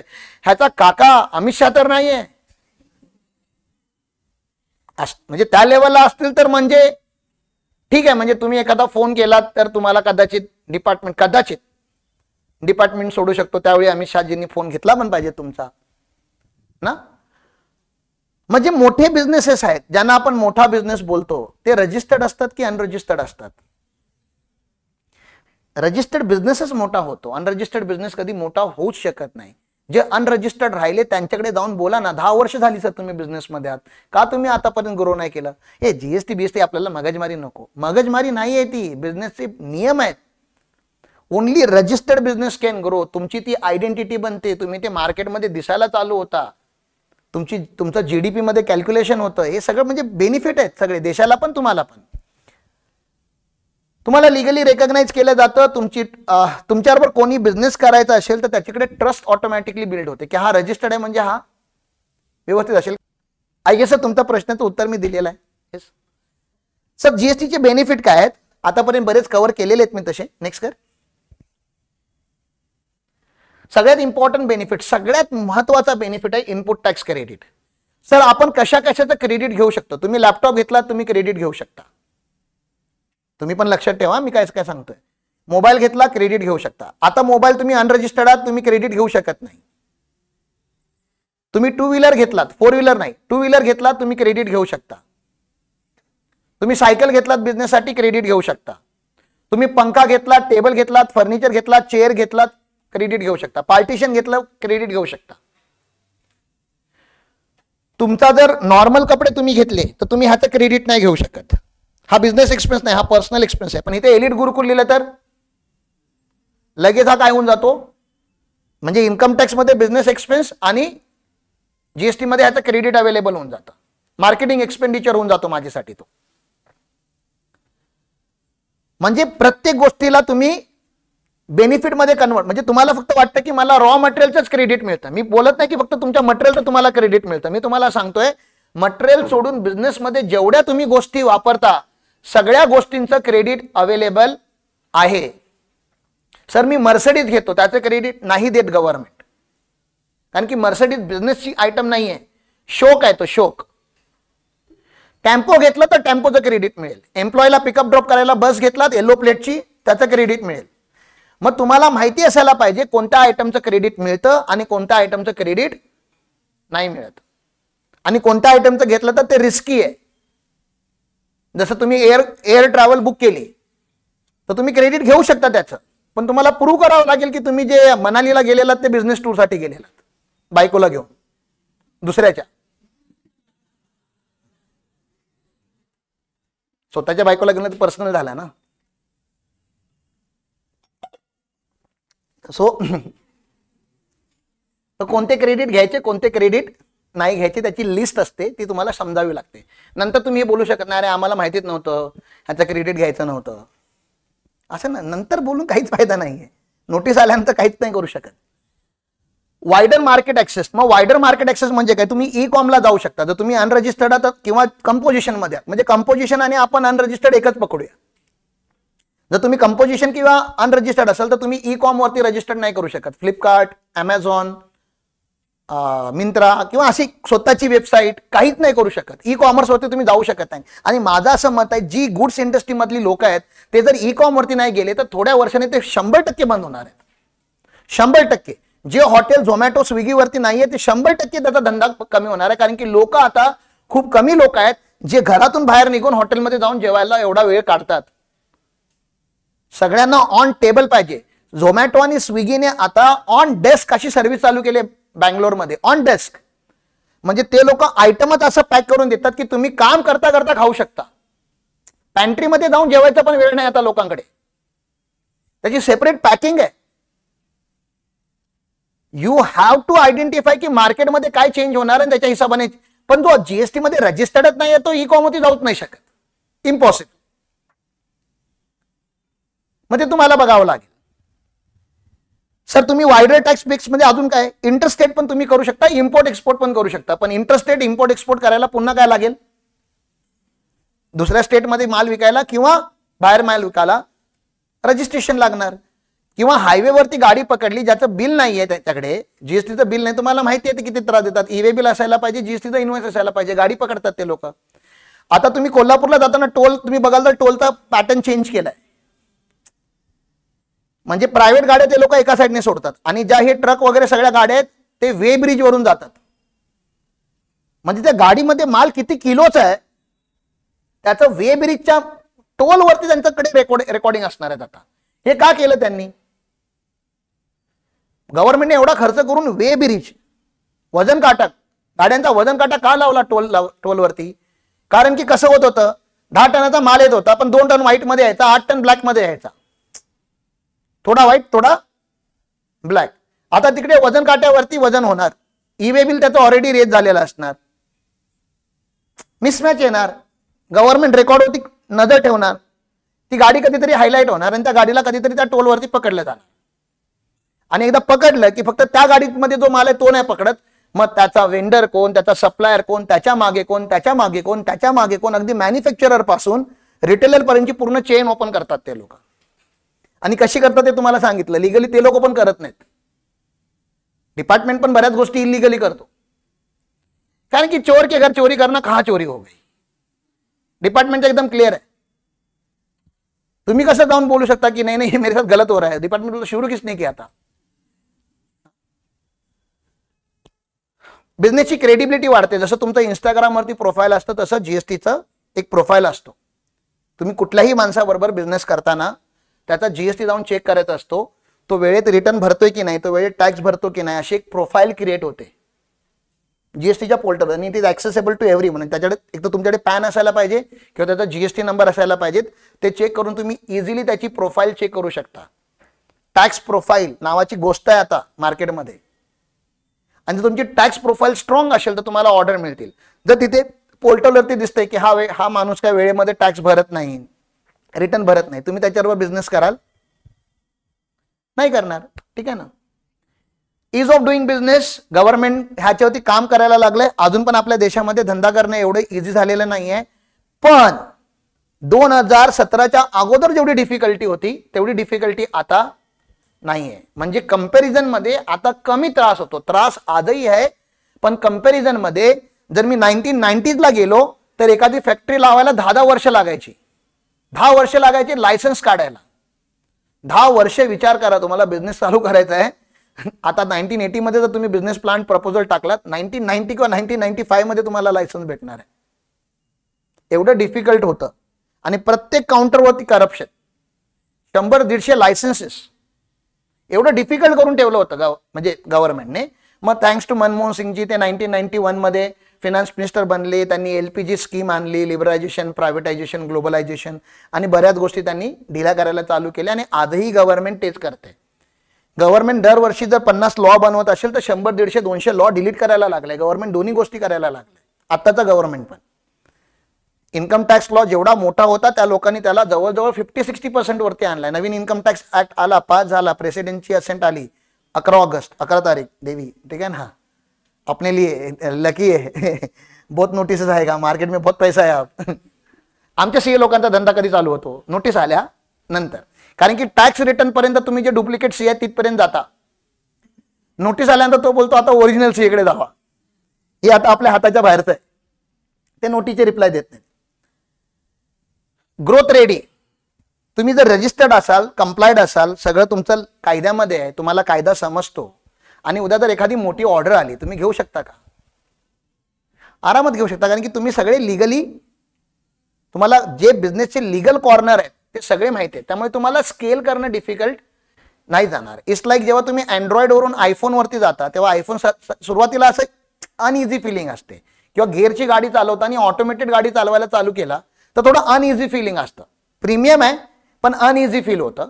कारण की नवीन आहे. प्रत्येक नवीन गोष्ट सुरुवातीला अनइझी वाटते पण नंतर जेव्हा तुम्हाला त्याची एकदा सवय होते, एकदा तुम्हाला आयफोनची सवय लागली की तुम्ही त्याच्यानंतर स्टेप डाऊन करून अँड्रॉइड वरती येऊ शकत नाही. किंवा एकदा ऑटोमेटेड गाड्यांची सवय लागली की गिअरची गाडी हातामध्ये घेतली की असं वाटतं ट्रॅक्टर चालवताय की काय.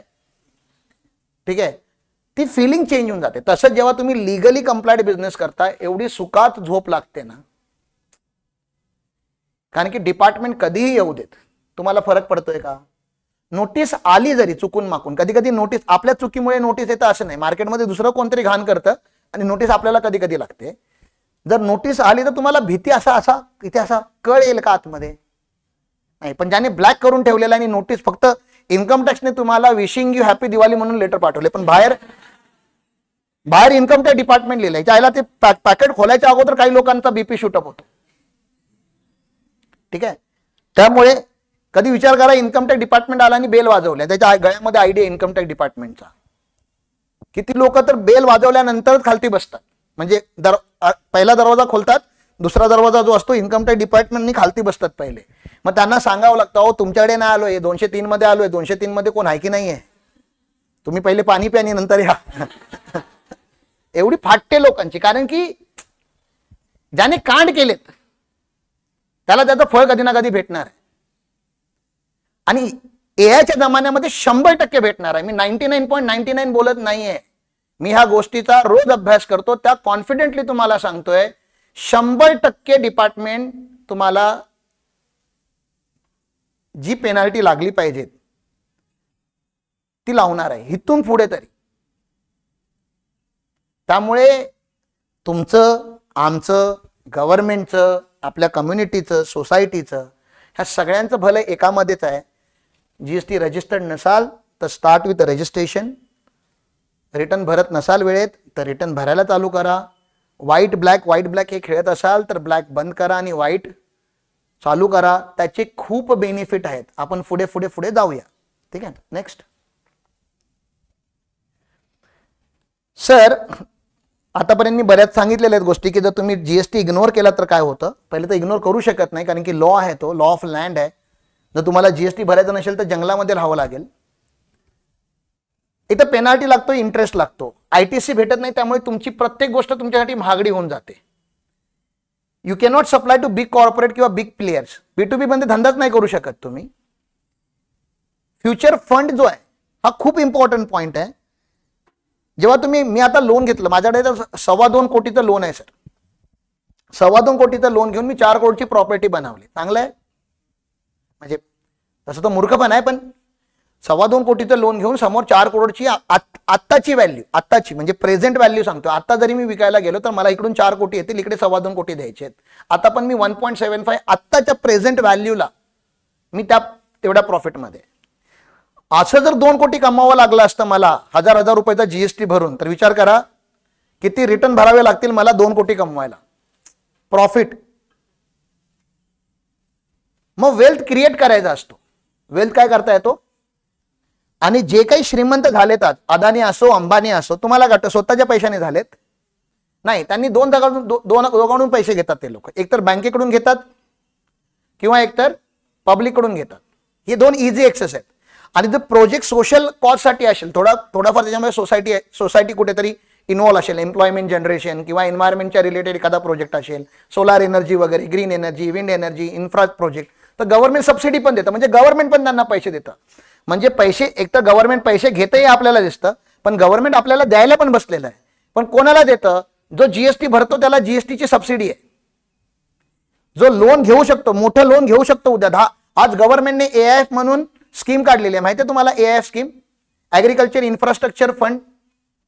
त्याच्यामध्ये गव्हर्नमेंट 10 कोटीचं फंडिंग करायला लागले आणि गव्हर्नमेंट सबसिडाईज करते. म्हणजे उद्या तुम्हाला 2 कोटी टाकून 8 कोटी गव्हर्नमेंट देते. तुमचा 10 कोटीचा प्रोजेक्ट रेडी झाला तर 10 कोटी मधले 8 कोटी गव्हर्नमेंट तुम्हाला देते. पण जीएसटी रजिस्टर्डला देईल की जीएसटी अनरजिस्टर्ड वाल्याला देईल? हे अनरजिस्टर्ड वाला 10 कोटी लोन घेऊ तरी शकतो का?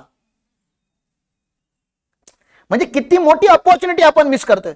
मग हे म्हणतील सर की नाही, माझं तर रिसॉर्ट आहे, माझा तर काय ऍग्रिकल्चरचा संबंधच नाहीये, किंवा हा बोलेल माझं तर प्लायचं दुकान आहे, माझा नाही काय AIFचा संबंध. अरे बाबा, आपण प्रेझेंट मध्ये फ्युचरचा बिझनेस गेसच नाही करू शकत. 2028 मध्ये तुम्हाला ऍग्रिकल्चर मध्ये उतरायचं होतं, ऍग्रिकल्चर वेअर हाऊसिंग चालू करायचं होतं. आपली फायनान्शियल स्टेटमेंटची लायकीच नाहीये 10 कोटीचं लोन घ्यायची. म्हणजे अपॉर्च्युनिटी येऊन दारात उभी राहील, पण फायनान्शियल स्टेटमेंट रेडी नव्हत्या, कारण की जीएसटीची चोरी करत बसलो आपण.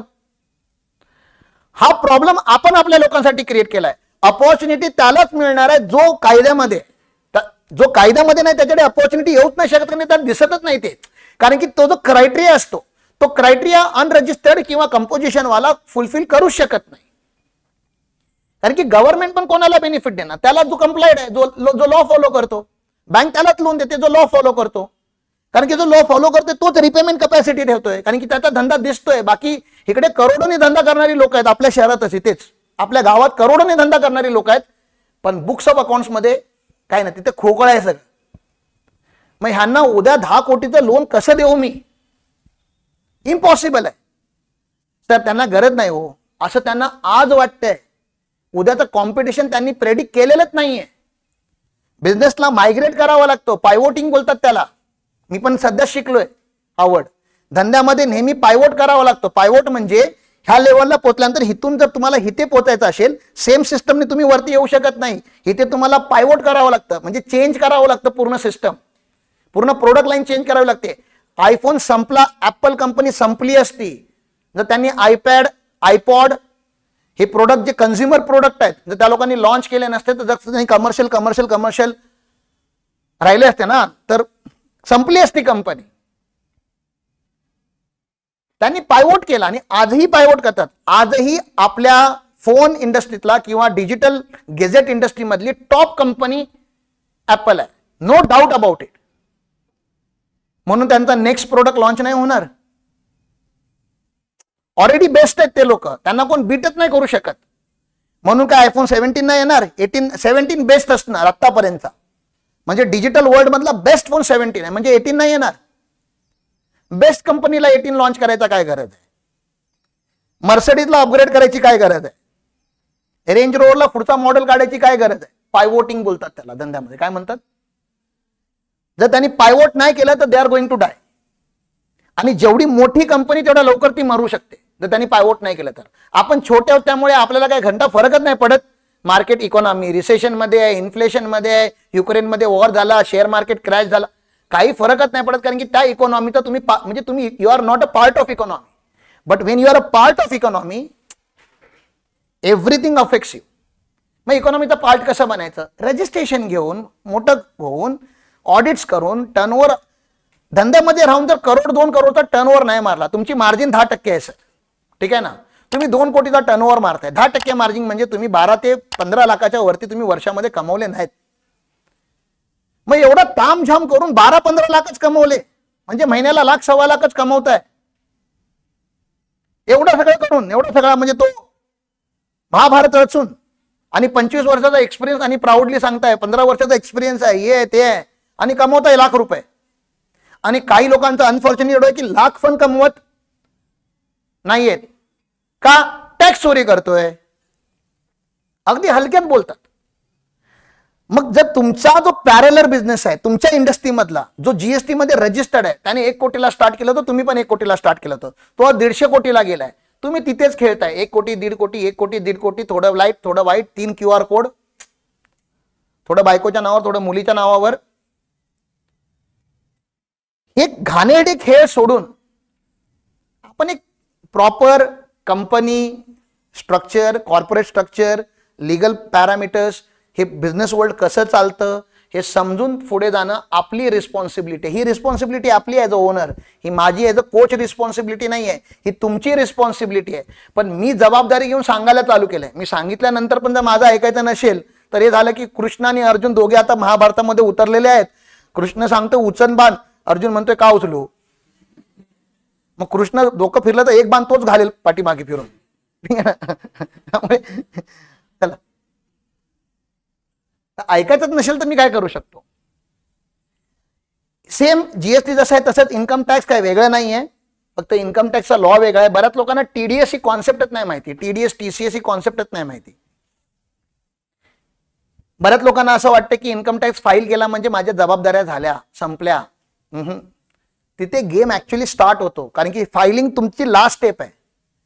इन्कम टॅक्स रिटर्न भरणं ही असेसीची म्हणजे आपल्या लोकांची लास्ट स्टेप आहे, पण डिपार्टमेंटची ती पहिली पायरी.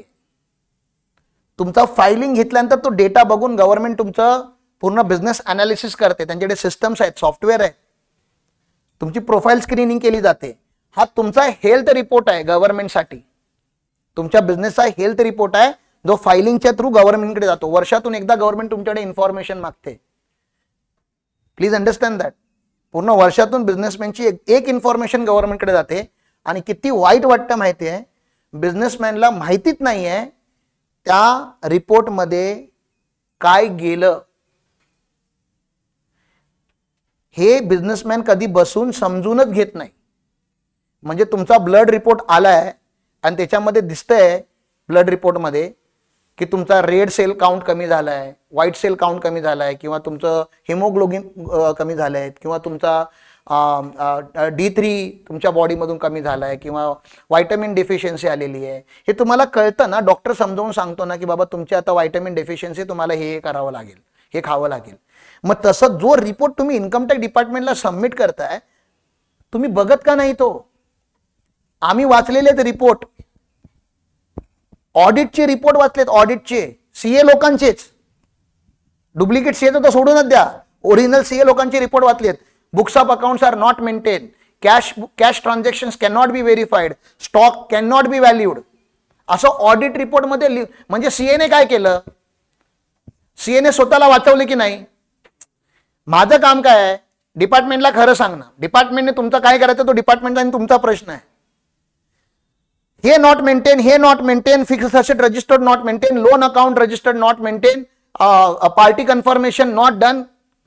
म्हणजे त्यांनी काय काय नाही केलेलं आहे किंवा काय काय शक्य नाही हे सगळं त्यांनी सांगून टाकलं डिपार्टमेंटला, आणि तुम्ही तो रिपोर्ट कधी वाचलत नाही. तुमचा टॅक्स ऑडिट रिपोर्ट वाचणे ही जबाबदारी कोणाची?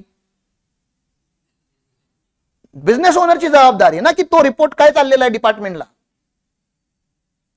बॅलन्स शीट मधले नंबर काय आहेत?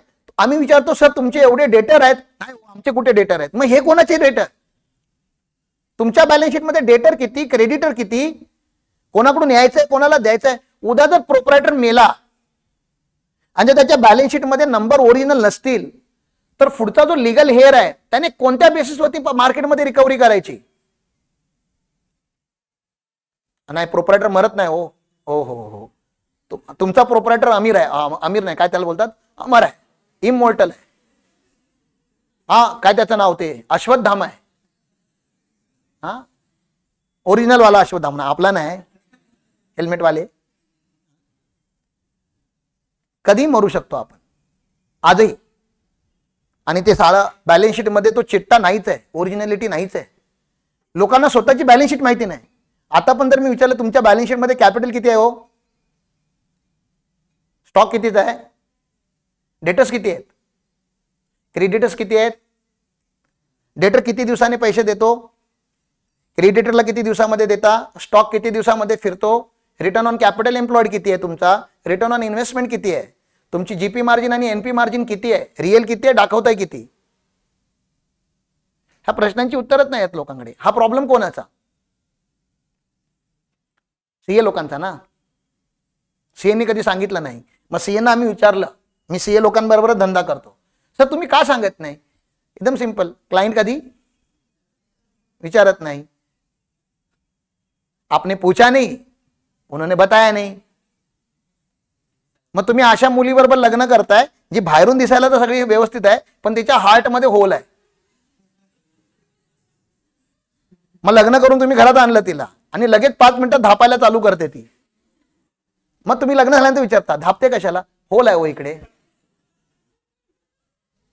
आता तुम्ही विचारता मग बताया नहीं, आपने पूछा नहीं, आपने जात पूछी, धर्म पूछा, माँ बाप क्या करते वो पूछा, कुंडली मिला ली, आपने हार्ट में होल है कि नहीं ये पूछा ही नहीं, मैं बताऊं क्यों? और बता देती तो आप शादी करते? अब शादी नहीं करते, अब हो गई है, अब डाइवोर्स देते हो. हाँ ठीक है देती हूं, आपकी प्रॉपर्टी का 50% मेरा, 50% आपका. कांड केल्यानंतर मग सीएकडे येतात, अब क्या करू, त्याचे पण सल्ले देतो आम्ही.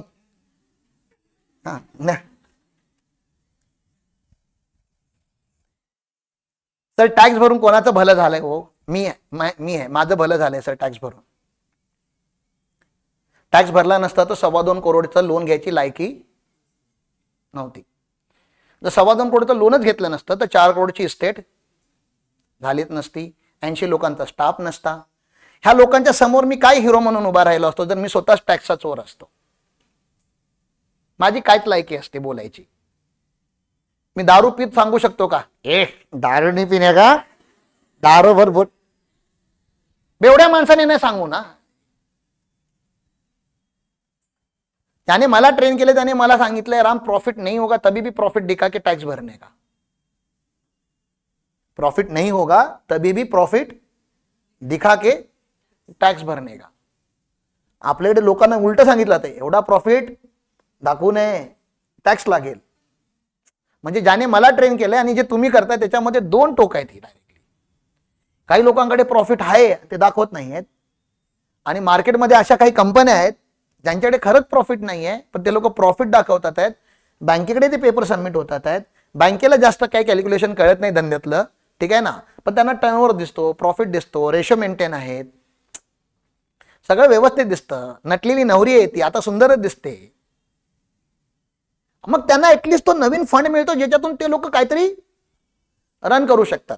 जर सिस्टमॅटिक तिथून रन करणारे असले तर ते पुढे जातात, सिस्टमॅटिक नसतील तर बँकेचे एनपीए होतात, लॉस असेट होतात, त्यांच्या प्रॉपर्टी सीज होतात आणि बँकेला पण लॉस होतो. म्हणजे मी तुम्हाला खोटं खोटं सांगायला सांगत नाहीये, पण मी सांगतो मार्केटमध्ये काही कंपन्या अशा आहेत ज्या लॉस मेकिंग आहेत पण त्या प्रॉफिट दाखवतात आणि ऍटलिस्ट लोन घेतात आणि स्वतःला जगवायला 3 वर्ष 5 वर्ष काढतात. आणि प्रत्येक बिझनेसला जोपर्यंत 8 वर्ष होत नाहीत तोपर्यंत त्याला ग्रोथ काय ते समजत नाही. 8 वर्ष त्याला जगावं लागतं त्या बिझनेसला. 3 वर्ष तर स्टार्टिंगला आम्ही बोलत नाही की तुम्ही बिझनेसमॅन आहात. स्टार्टिंगला 3 वर्ष तर तुम्हाला अजून समजलंच नाही की धंदा काय, नंबरच नाही समजले. 3 वर्ष तर असेच जातात निघून बघता बघता. 3 वर्ष ते 8 वर्ष हा पिरियड जो असतो तो पिरियड असा चालू होतो हळूहळू ग्रोथचा, एकदम म्हणजे ग्रोथ फील होत नाही. 8 ते 10 वर्षानंतर ग्रोथ अशी जाते, अशी ह्या डायरेक्शन मध्ये जाते. पण 8व्या वर्षीची बॅलन्स शीट किती स्ट्रॉंग असायला पाहिजेत मला सांगा ना, असायला पाहिजेत की नाही. पहिल्या वर्षीची बॅलन्स शीट स्ट्रॉंग असू शकत नाही, दुसऱ्या वर्षीची पण असू शकत नाही, तिसऱ्या वर्षीची पण असू शकत नाही. 4थ्या वर्षापासून ते बॅलन्स शीट मध्ये काहीतरी ते दिसायला चालू होतं नंबर. 5वा 6वा 7वा 8वा 9वा वर्ष जातं, 9व्या 10व्या वर्षी पण बॅलन्स शीट वीकच आहे. मग चुकी कोणाची? बिझनेसमॅनची. बॅलन्स शीट स्ट्रॉंग करायची असते हे त्याला कधी कळालंच नाही, आणि कशी करतात ते पण नाही माहिती. कशी करतात? जीएसटी भरून, इन्कम टॅक्स भरून, टीडीएस भरून, सगळे लॉ फॉलो करून बॅलन्स शीट स्ट्रॉंग होते. मग लीगल प्रोटेक्शन आहे तुम्हाला, तुम्ही लॉने प्रोटेक्टेड आहात. आता लॉने एक्सपोज आहात तुम्ही, तुम्हाला त्यांच्याबरोबर कुस्ती खेळायची आहे काय? तुमचा लंगोट एवढा स्ट्रॉंग आहे का की तुम्ही डिपार्टमेंट बरोबर कुस्ती खेळू शकता? इम्पॉसिबल आहे. You cannot fight with them. नाही वो 500,000 देऊन निघतो, ट्रॅफिक हवालदार नाही येत ते. 50,000 देऊन पण नाही निघू शकत, 50 लाख देऊन पण निघू शकत नाही, काय काय लोक 50 कोटी देऊन पण नाही निघू शकले. सीसीडीचा फाउंडर त्याच्याकडे काय नसेल, सुसाईड केलं त्याने इन्कम टॅक्सच्या हॅरॅसमेंटमुळे. म्हणजे लोक सुसाईड करतात, त्या लेवलचं फ्रस्ट्रेशन डिपार्टमेंट टाकतं, कारण की कुठेतरी काहीतरी चुकी केलेली असते. आपण चुकीच नाही केली तर आतापर्यंत केलेल्याच आहेत, आता गेलेलं सोडा ना, आता हिथून तरी सुधरा. कारण की काही काही लोकांना वाईट सवय लागल्या, ते मशेरी लावायची सवय जशी असते ना तशी टॅक्सची चोरीची सवय लागलेली असते. सवय आहे म्हणून का? म्हणजे त्यावेळी तुम्ही टॅक्सची चोरी केली ज्यावेळी लहान होता त्यावेळी एक वेळ जस्टिफाय पण होतं की बाबा चल बाबा नव्हते खरंच भरायला, पण एका लेवल नव्हते आल्यानंतर ती सवय सुटते का? आज टॅक्स भरायची लायकी झालेली आहे पण तरी पण लोक भरत नाहीयेत आणि लिगली एक्सपोज होतात. त्यांना डिपार्टमेंट कधी पण पनिश करू शकतो. लोन एलिजिबिलिटी तुम्हाला सांगितलं मी, बॅलन्स शीट स्ट्रॉंग असेल तरच लोन एलिजिबिलिटी असते. बरेच टेंडर भरताना बऱ्याच कंपन्यांना टेंडरिंग जेम पोर्टल वरती रजिस्टर केल्यानंतर गव्हर्नमेंट तुम्हाला डायरेक्टली कॉन्ट्रॅक्ट देतं.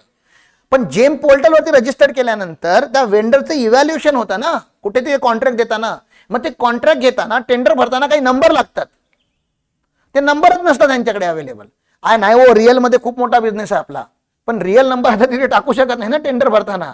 जो बॅलन्स शीट मध्ये नंबर आहे तोच टाकू शकतो आपण. आम्हाला सांगतात 5 करोडचं नेटवर्थ आहे असं सर्टिफिकेट द्या, बॅलन्स शीट मध्ये 1 करोड पण नाही आहे. असं बघितलं तर 40 करोडची प्रॉपर्टी आहे. मी सर्टिफिकेट कोणत्या बेसिसवरती देणार? बॅलन्स शीटच्या बेसिसवरती. आणि जोपर्यंत सीएचं सर्टिफिकेट नाही तोपर्यंत तुम्ही टेंडर भरूच नाही शकत. आणखी सीएचं काम आहे त्याचे बुक्स ऑफ अकाउंट व्हेरीफाय करून प्रॉपर्टी आहेत की नाही व्हेरीफाय करून सगळे पेपर बघून मग माझ्या सर्टिफिकेटची व्हॅल्यू आहे. मी खोटं सर्टिफिकेट कसं इश्यू करू? तुम्ही म्हणताय खोटं कुठे आहे, माझी 40 कोटीची प्रॉपर्टी आहे. मी बोलतो ते बघत नाही डिपार्टमेंट, जे दिसतं तेच बघतं. मी सांगू का 40 कोटीची आहे, रजिस्ट्रेशन टाकतो 1 कोटी दाखवलेले 39 कोटी नाही दाखवले, असं सर्टिफिकेट मध्ये लिहून देऊ का? मग मी सेफ ना? मग नाही तसं नाही सर, असंच दाखवा की 5 कोटी, असंच नसतं दाखवायचं. सर मला टॅक्सची चोरी करायची आहे, म्हणजे टॅक्स नाही भरायचा आहे. तुम्हाला माहिती आहे वाईट रस्त्याने पण टॅक्स वाचवता येतो. हंड्रेड्स ऑफ वेज आहेत, म्हणजे 1 नाही 2 नाही 100. आता ते सेक्शन शिकवण्याचा टेक्निकल टॅक्स प्लॅनिंगचा सेक्शन नाहीये, पण सेक्शन 80AA म्हणून जुन्या इन्कम टॅक्स मध्ये एक सेक्शन होता, ज्याच्यामध्ये तुम्ही एम्प्लॉईला जर हायर केलं आणि त्यांचं PF PT वगैरे काढलात, म्हणजे प्रॉपर एम्प्लॉय ठेवलात, तर गव्हर्नमेंट त्यांच्या सॅलरीचं 30% तुम्हाला टॅक्स बेनिफिट देतं. म्हणजे 1 कोटीची सॅलरी दिलात तर गव्हर्नमेंट वेगळं 30 लाखाचं तुम्हाला डिडक्शन देतं आणि असं 3 वर्ष देतं. 80 IAC म्हणून एक सेक्शन आहे, जो स्टार्टअप मध्ये जर तुम्ही रजिस्टर्ड असाल आणि कितीही प्रॉफिट होत आहेत, 1 कोटी 2 कोटी 5 कोटी, एकही रुपये गव्हर्नमेंट 3 वर्ष टॅक्स घेत नाही. हनीमून पिरियड बोलतो आम्ही त्याला. गव्हर्नमेंट 3 वर्ष तुम्हाला, 10 वर्षामधले 3 वर्ष कोणतेही तुम्ही चूज करू शकता की कोणत्या 3 वर्षामध्ये तुम्हाला टॅक्स नाही भरायचा आहे, आणि त्या 3 वर्षामध्ये तुमच्याकडून एकही रुपये टॅक्स घेतला नाही जाईल जर तुम्ही रजिस्टर्ड. मग 1 कोटीवरती तुम्ही टॅक्स वाचवू शकता. पण रजिस्ट्रेशन असतील तर. आणि असं गव्हर्नमेंट दरवर्षी कोणती ना कोणती स्कीम काढते, ज्याच्यामध्ये तुम्ही स्कीम मध्ये राहून टॅक्सची बेनिफिट उचलू शकता. हिंदू अनडिवायडेड फॅमिली किती लोकांच्या इकडे? HUF चं रजिस्ट्रेशन नाहीये ना? एक हस्बंड वाईफ 2 मुलं, घरामध्ये किती लोक झाली? 5. चौघे मिळून एक HUF बनते. HUF ला पण गव्हर्नमेंटने टॅक्सचे बेनिफिट दिलेत. मग तुम्ही HUF बनवलीत नाही कधी.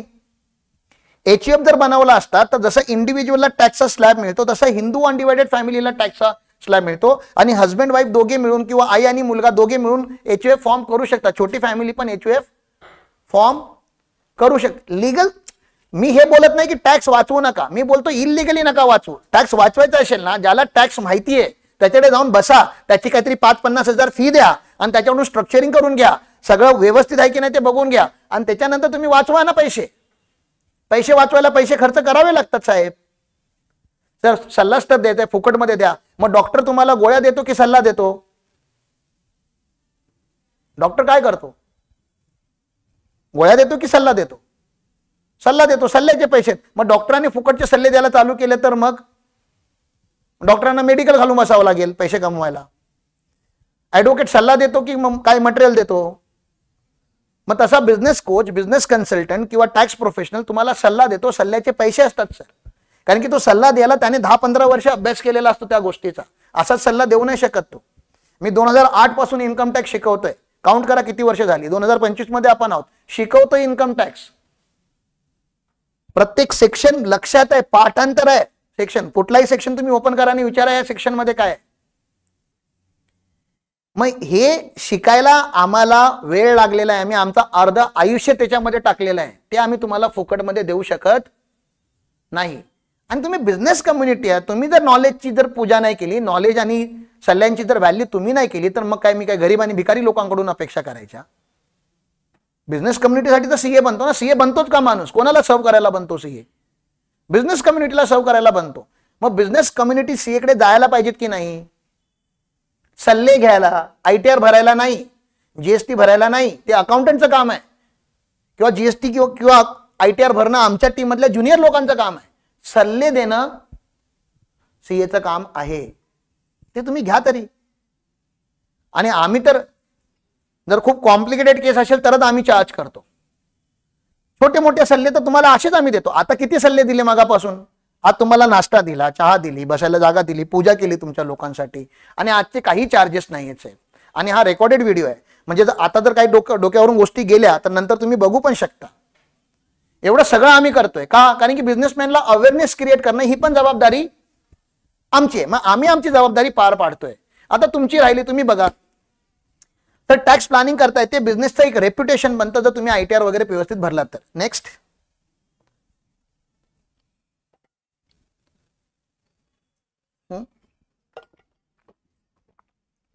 जे जीएसटीचे रिस्क होते तीच इन्कम टॅक्सची पण रिस्क आहे. पेनल्टीज लागू शकतात, स्क्रुटिनी येऊ शकते, आणि जर खूपच श्रीमंत झालात, तुमच्या घरामध्ये लक्ष्मी अशीच नांदत असेल, तर तुमच्याकडे कधीतरी काय येऊ शकते, रेड येऊ शकते. तुमच्याकडे रेड आली म्हणजे समजा की तुम्ही देशातले खूप कमी लोकांमधले एक आहात. इन्कम टॅक्स गरीब लोकांच्या घरी जात नाही. म्हणजे हे एक सर्टिफिकेशन आहे की तुम्ही खरंच श्रीमंत आहात. आता पूर्ण गडिंग्लजला किंवा पूर्ण कोल्हापूरला कळणार की इथे एक श्रीमंत व्यक्ती आहे. आणि एकदा रेड आली ना, आणि जर तुमचा बाप पण जर बिझनेसमध्ये असेल तर बाप पण मुलाचा फोन उचलत नाही. स्वतःचा बाप बोलतोय हा. मग तुमची जर एमएलए कुठे ओळखी असतील, त्यांना तुम्ही एवढंच बोला की रेड आले, कोणीही फोन उचलत नाही. रेड चालू असताना नाही, रेड संपल्या नंतर पण सगळी नाती तुटून जातात. तुमच्या आतमध्ये एक असा व्हायरस येतो की तुमच्याबरोबर कोणीही बोलत नाही. तुमच्याबरोबर, तुमच्या फॅमिली बरोबर, तुमच्या मुलांबरोबर सगळे लांब होतात. कारण की एकदा तुम्ही डिपार्टमेंटच्या रडारवरती आला की डिपार्टमेंट तुम्हाला सोडत नाही मरेपर्यंत. कारण की त्यांना माहिती आहे, वन्स अ चोर ऑलवेज अ चोर. हा इथे चोरी करेल ना तर तिथे चोरी करेल. तुम्हाला कंटिन्युअस वॉचवरती ठेवलेलं असतं. त्यामुळे पुन्हा रिक्वेस्ट तीच की त्यांच्यापासून जेवढं लांब राहू शकतो आपण तेवढे राहूया. आणि चुकून कधीतरी स्क्रुटिनी आली, रेड आली, तर तुम्ही त्यांना प्राऊडली वेलकम करायला पाहिजे. ढोल ताशा घेऊन या रे, आरती करा यांची, किती वर्षापासून तुमची वाट बघत होतो, काय पाहिजे तुम्हाला सगळं देतो, सगळे डॉक्युमेंट काढून सगळं रेडी ठेवलेलं आहे. मी लिगली राहून श्रीमंत झालोय सर. कारण की अचानक जो गरीब माणूस श्रीमंत होतो ना, त्याच्या घरी पण रेड जाते. गरजेचं नाही त्यांनी इलिगल करून केलेलं आहे. लिगल करून पण जर केला तर असं नाही की रेड फक्त चोरांच्याच घरी जाते. त्यांना वाटतं की इथे जाऊ शकतो आपण, आणि त्यांच्याकडे काही एव्हिडन्स येतात, आणि त्यांच्याकडे सिनियरकडून परमिशन येते, तेव्हा ते रेड मारतात किंवा स्क्रुटिनी येते. रेडचा छोटा व्हर्जन काय, ते डाऊट मध्ये असतील तर स्क्रुटिनी येते, कन्फर्म असतील तर रेड येते. लोन ऍप्लिकेशन होऊ शकतं, लिगल प्रूफ बनून जातो, बिझनेस तुमचा वाढू शकतो, इन्कम एक्सपांड होऊ शकतं. पैसे को बनाता है. पहिला वाईट कमवलात तर तो पुन्हा तुम्ही कुठेतरी चांगल्या जागी पार करू शकता. पहिलाच पैसा ब्लॅकचा कमवला तर मग कुठेतरी गोणी बांधून किंवा सोन्याची बिस्किटं बनवून कुठेतरी लपून ठेवावा लागतो. जर पहिलाच पैसा वाईट कमवला तर तो पैसा पुन्हा इन्व्हेस्ट होऊ शकतो, त्याच्यावरती इन्कम येतो, तो रिइन्व्हेस्ट होऊ शकतो. म्हणजे वाईट ग्रो होत जातो, ब्लॅक कुठेतरी कुजत जातो, आणि मग कधीतरी डिमॉनिटायझेशन होतं, आणि मग त्यावेळी मग सगळ्यांच्या कपाळात येतात. ठीक आहे ना. आणि परत सीएकडे जातात, सर अभी कैसा करने का, अभी कैसा करने का, पहला मेरा फी भरो 5 साल का, फिर बताता है ब्लैक का क्या करने का. नेक्स्ट, फायनान्शियल स्टेटमेंट काय आहेत. झालेलं आहे माझं मोठा मोठे सेशन. आता हे सगळं तुम्हाला माहितीच आहे. प्रॉफिट अँड लॉस अकाउंट मध्ये बिझनेसचा परफॉर्मन्स असतो, म्हणजे तुमचा बिझनेस कसा परफॉर्म करतोय, म्हणजे बिझनेसचा त्या वर्षाचा रिझल्ट, की ह्या वर्षी बिझनेसने बेटर परफॉर्म केलं की बिझनेस खालती पडला, हा रिझल्ट दाखवणारी स्टेटमेंट जी असते ती प्रॉफिट अँड लॉस अकाउंट असते. टॉपला इन्कम असतं, खालती एक्सपेंडिचर असतो. इन्कम मायनस एक्सपेंडिचर येतं EBITDA, earning before interest tax depreciation. त्याच्यामधून डेप्रिसिएशन आणि अमॉर्टायझेशन मायनस होतं. मग येतं EBIT, earning before interest and tax, त्याच्यात इंटरेस्ट मायनस होतो. मग येतो ईबीटी, अर्निंग बिफोर टॅक्स, त्याच्यातून टॅक्स मायनस होतो. मग येतो ईएटी किंवा पॅट, पीएटी. ठीक आहे ना, profit after tax, earning after tax. तो जो असतो तो तुमचा नेट अर्निंग आहे, तो तुमचा अर्निंग आहे. प्रत्येक बिझनेसची एक मार्जिन असते, त्या मार्जिनच्या हिसाबातच ते ग्रॉस प्रॉफिट आणि नेट प्रॉफिट राहायला पाहिजेत. जर तुम्ही मार्जिनला जर छेडखानी केलात तर तुम्हाला कधीही नोटीस येऊ शकते. त्यामुळे तुम्हाला तुमच्या बिझनेसचे रेशो माहिती असणं खूप गरजेचं आहे. म्हणजे तुमच्या इंडस्ट्रीचे रेशो आणि तुमचे रेशो वेगळे वेगळे असू शकत नाहीत. बॅलन्स शीटमध्ये तुमची आत्तापर्यंतची लायकी असते, की ह्या माणसाची लायकी काय आत्तापर्यंतची. म्हणजे जर 25 वर्ष बिझनेस केलाय तर 25 वर्षाचे रिझल्ट आफ्टर इट, 25 वर्षाचे 25 प्रॉफिट अँड लॉस अकाउंट असतील.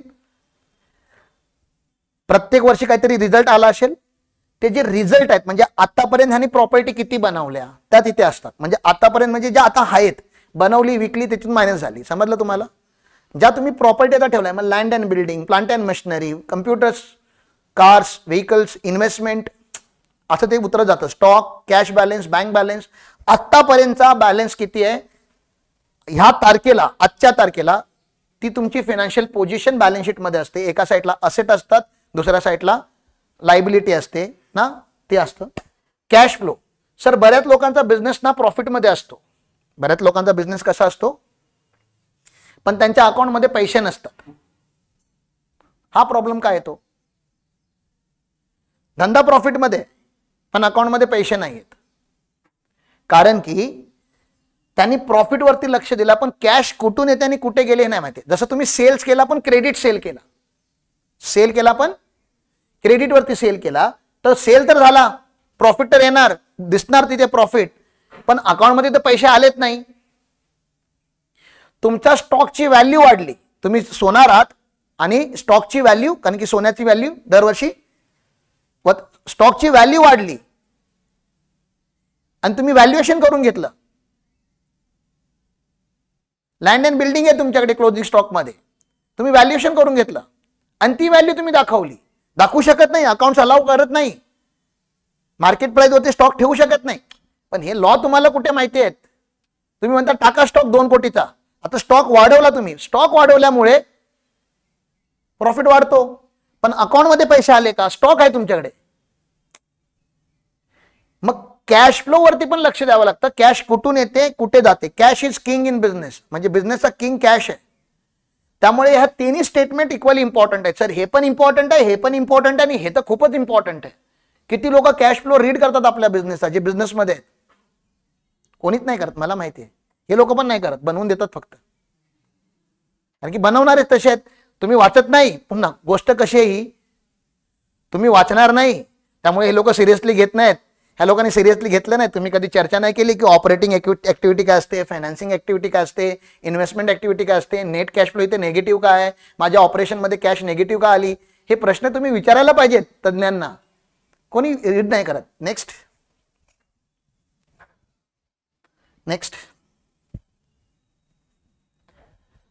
फिनान्शियल स्टेटमेंट तुमच्या बिझनेसचा आरसा आहे, मिरर आहे, तुम्हाला रियालिटी दाखवतो.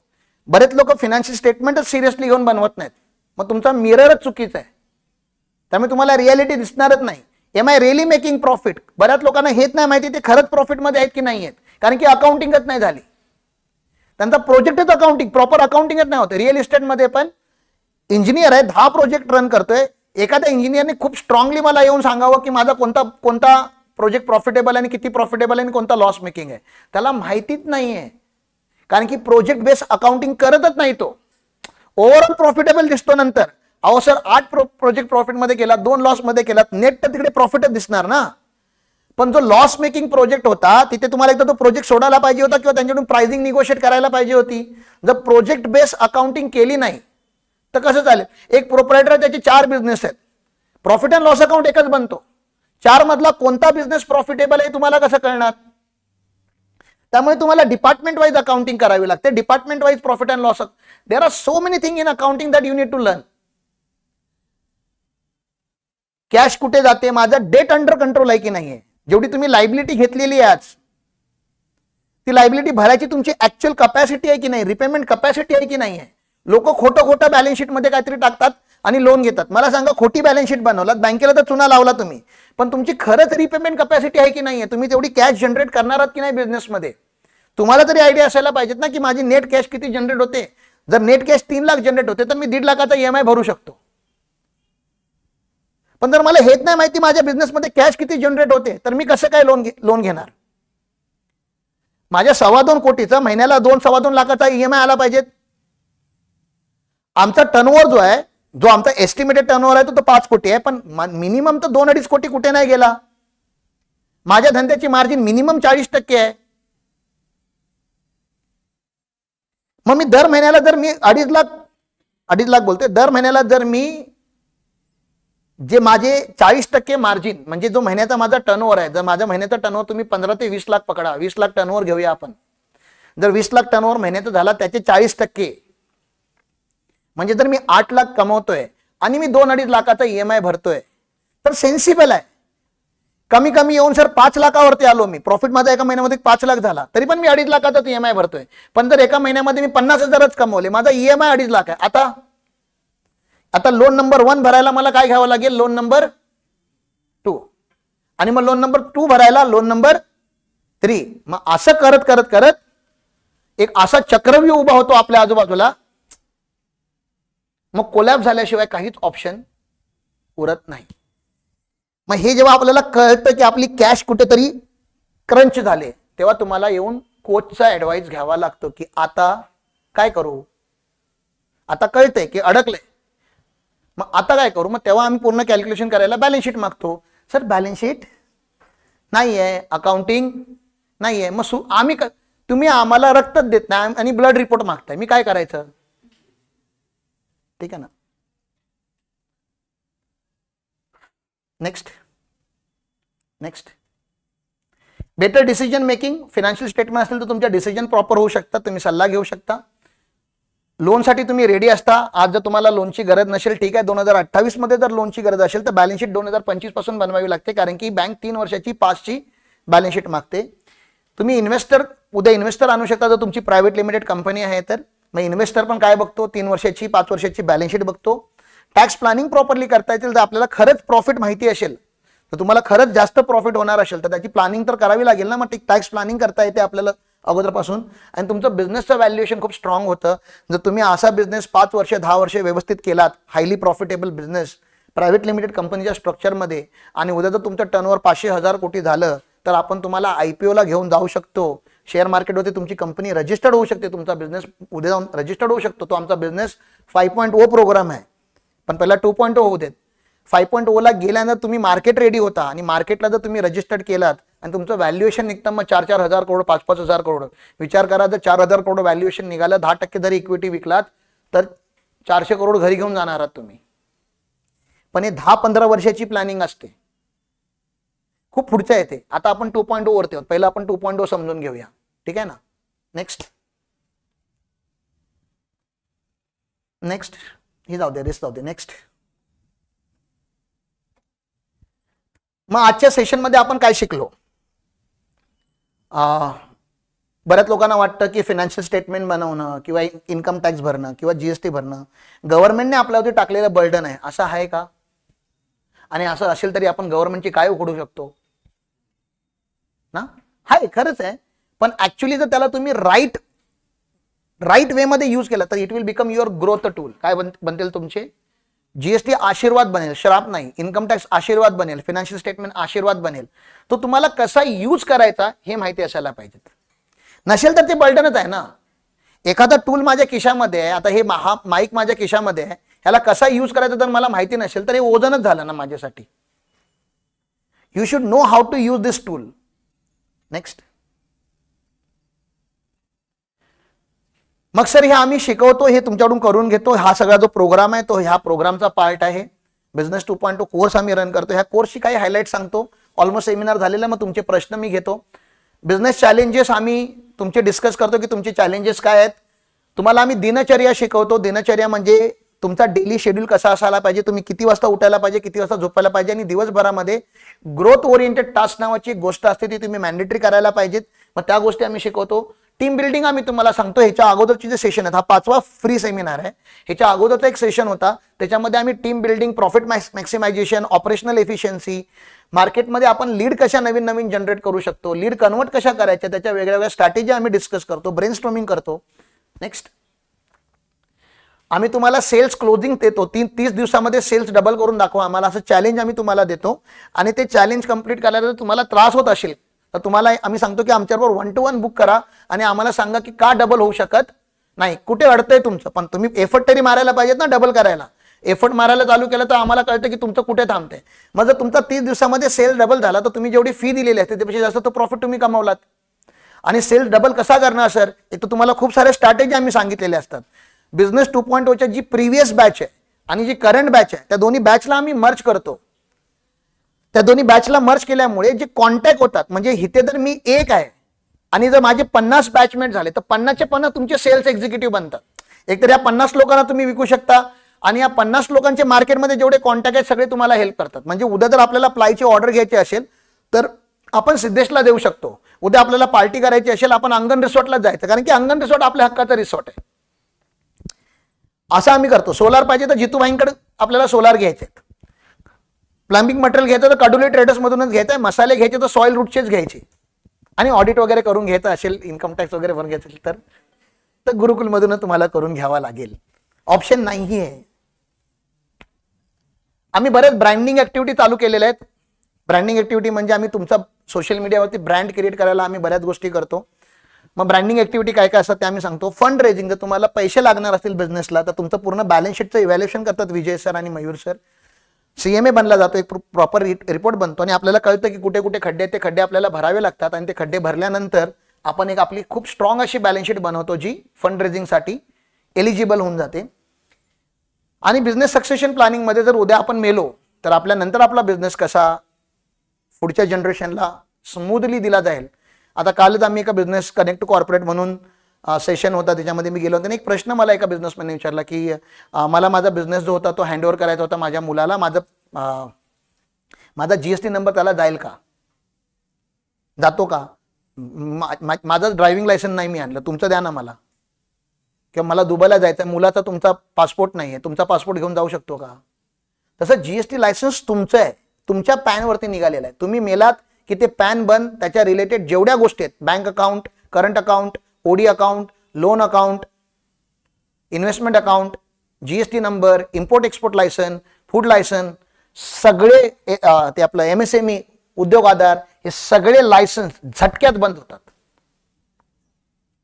प्रोप्रायटरला कोणी सांगितलंच नाही, कारण की प्रोप्रायटरने कधी हे विचारलं नाही, कारण की प्रोप्रायटर तर अश्वत्थामा आहे, मी थोडी ना क्या मरेगा.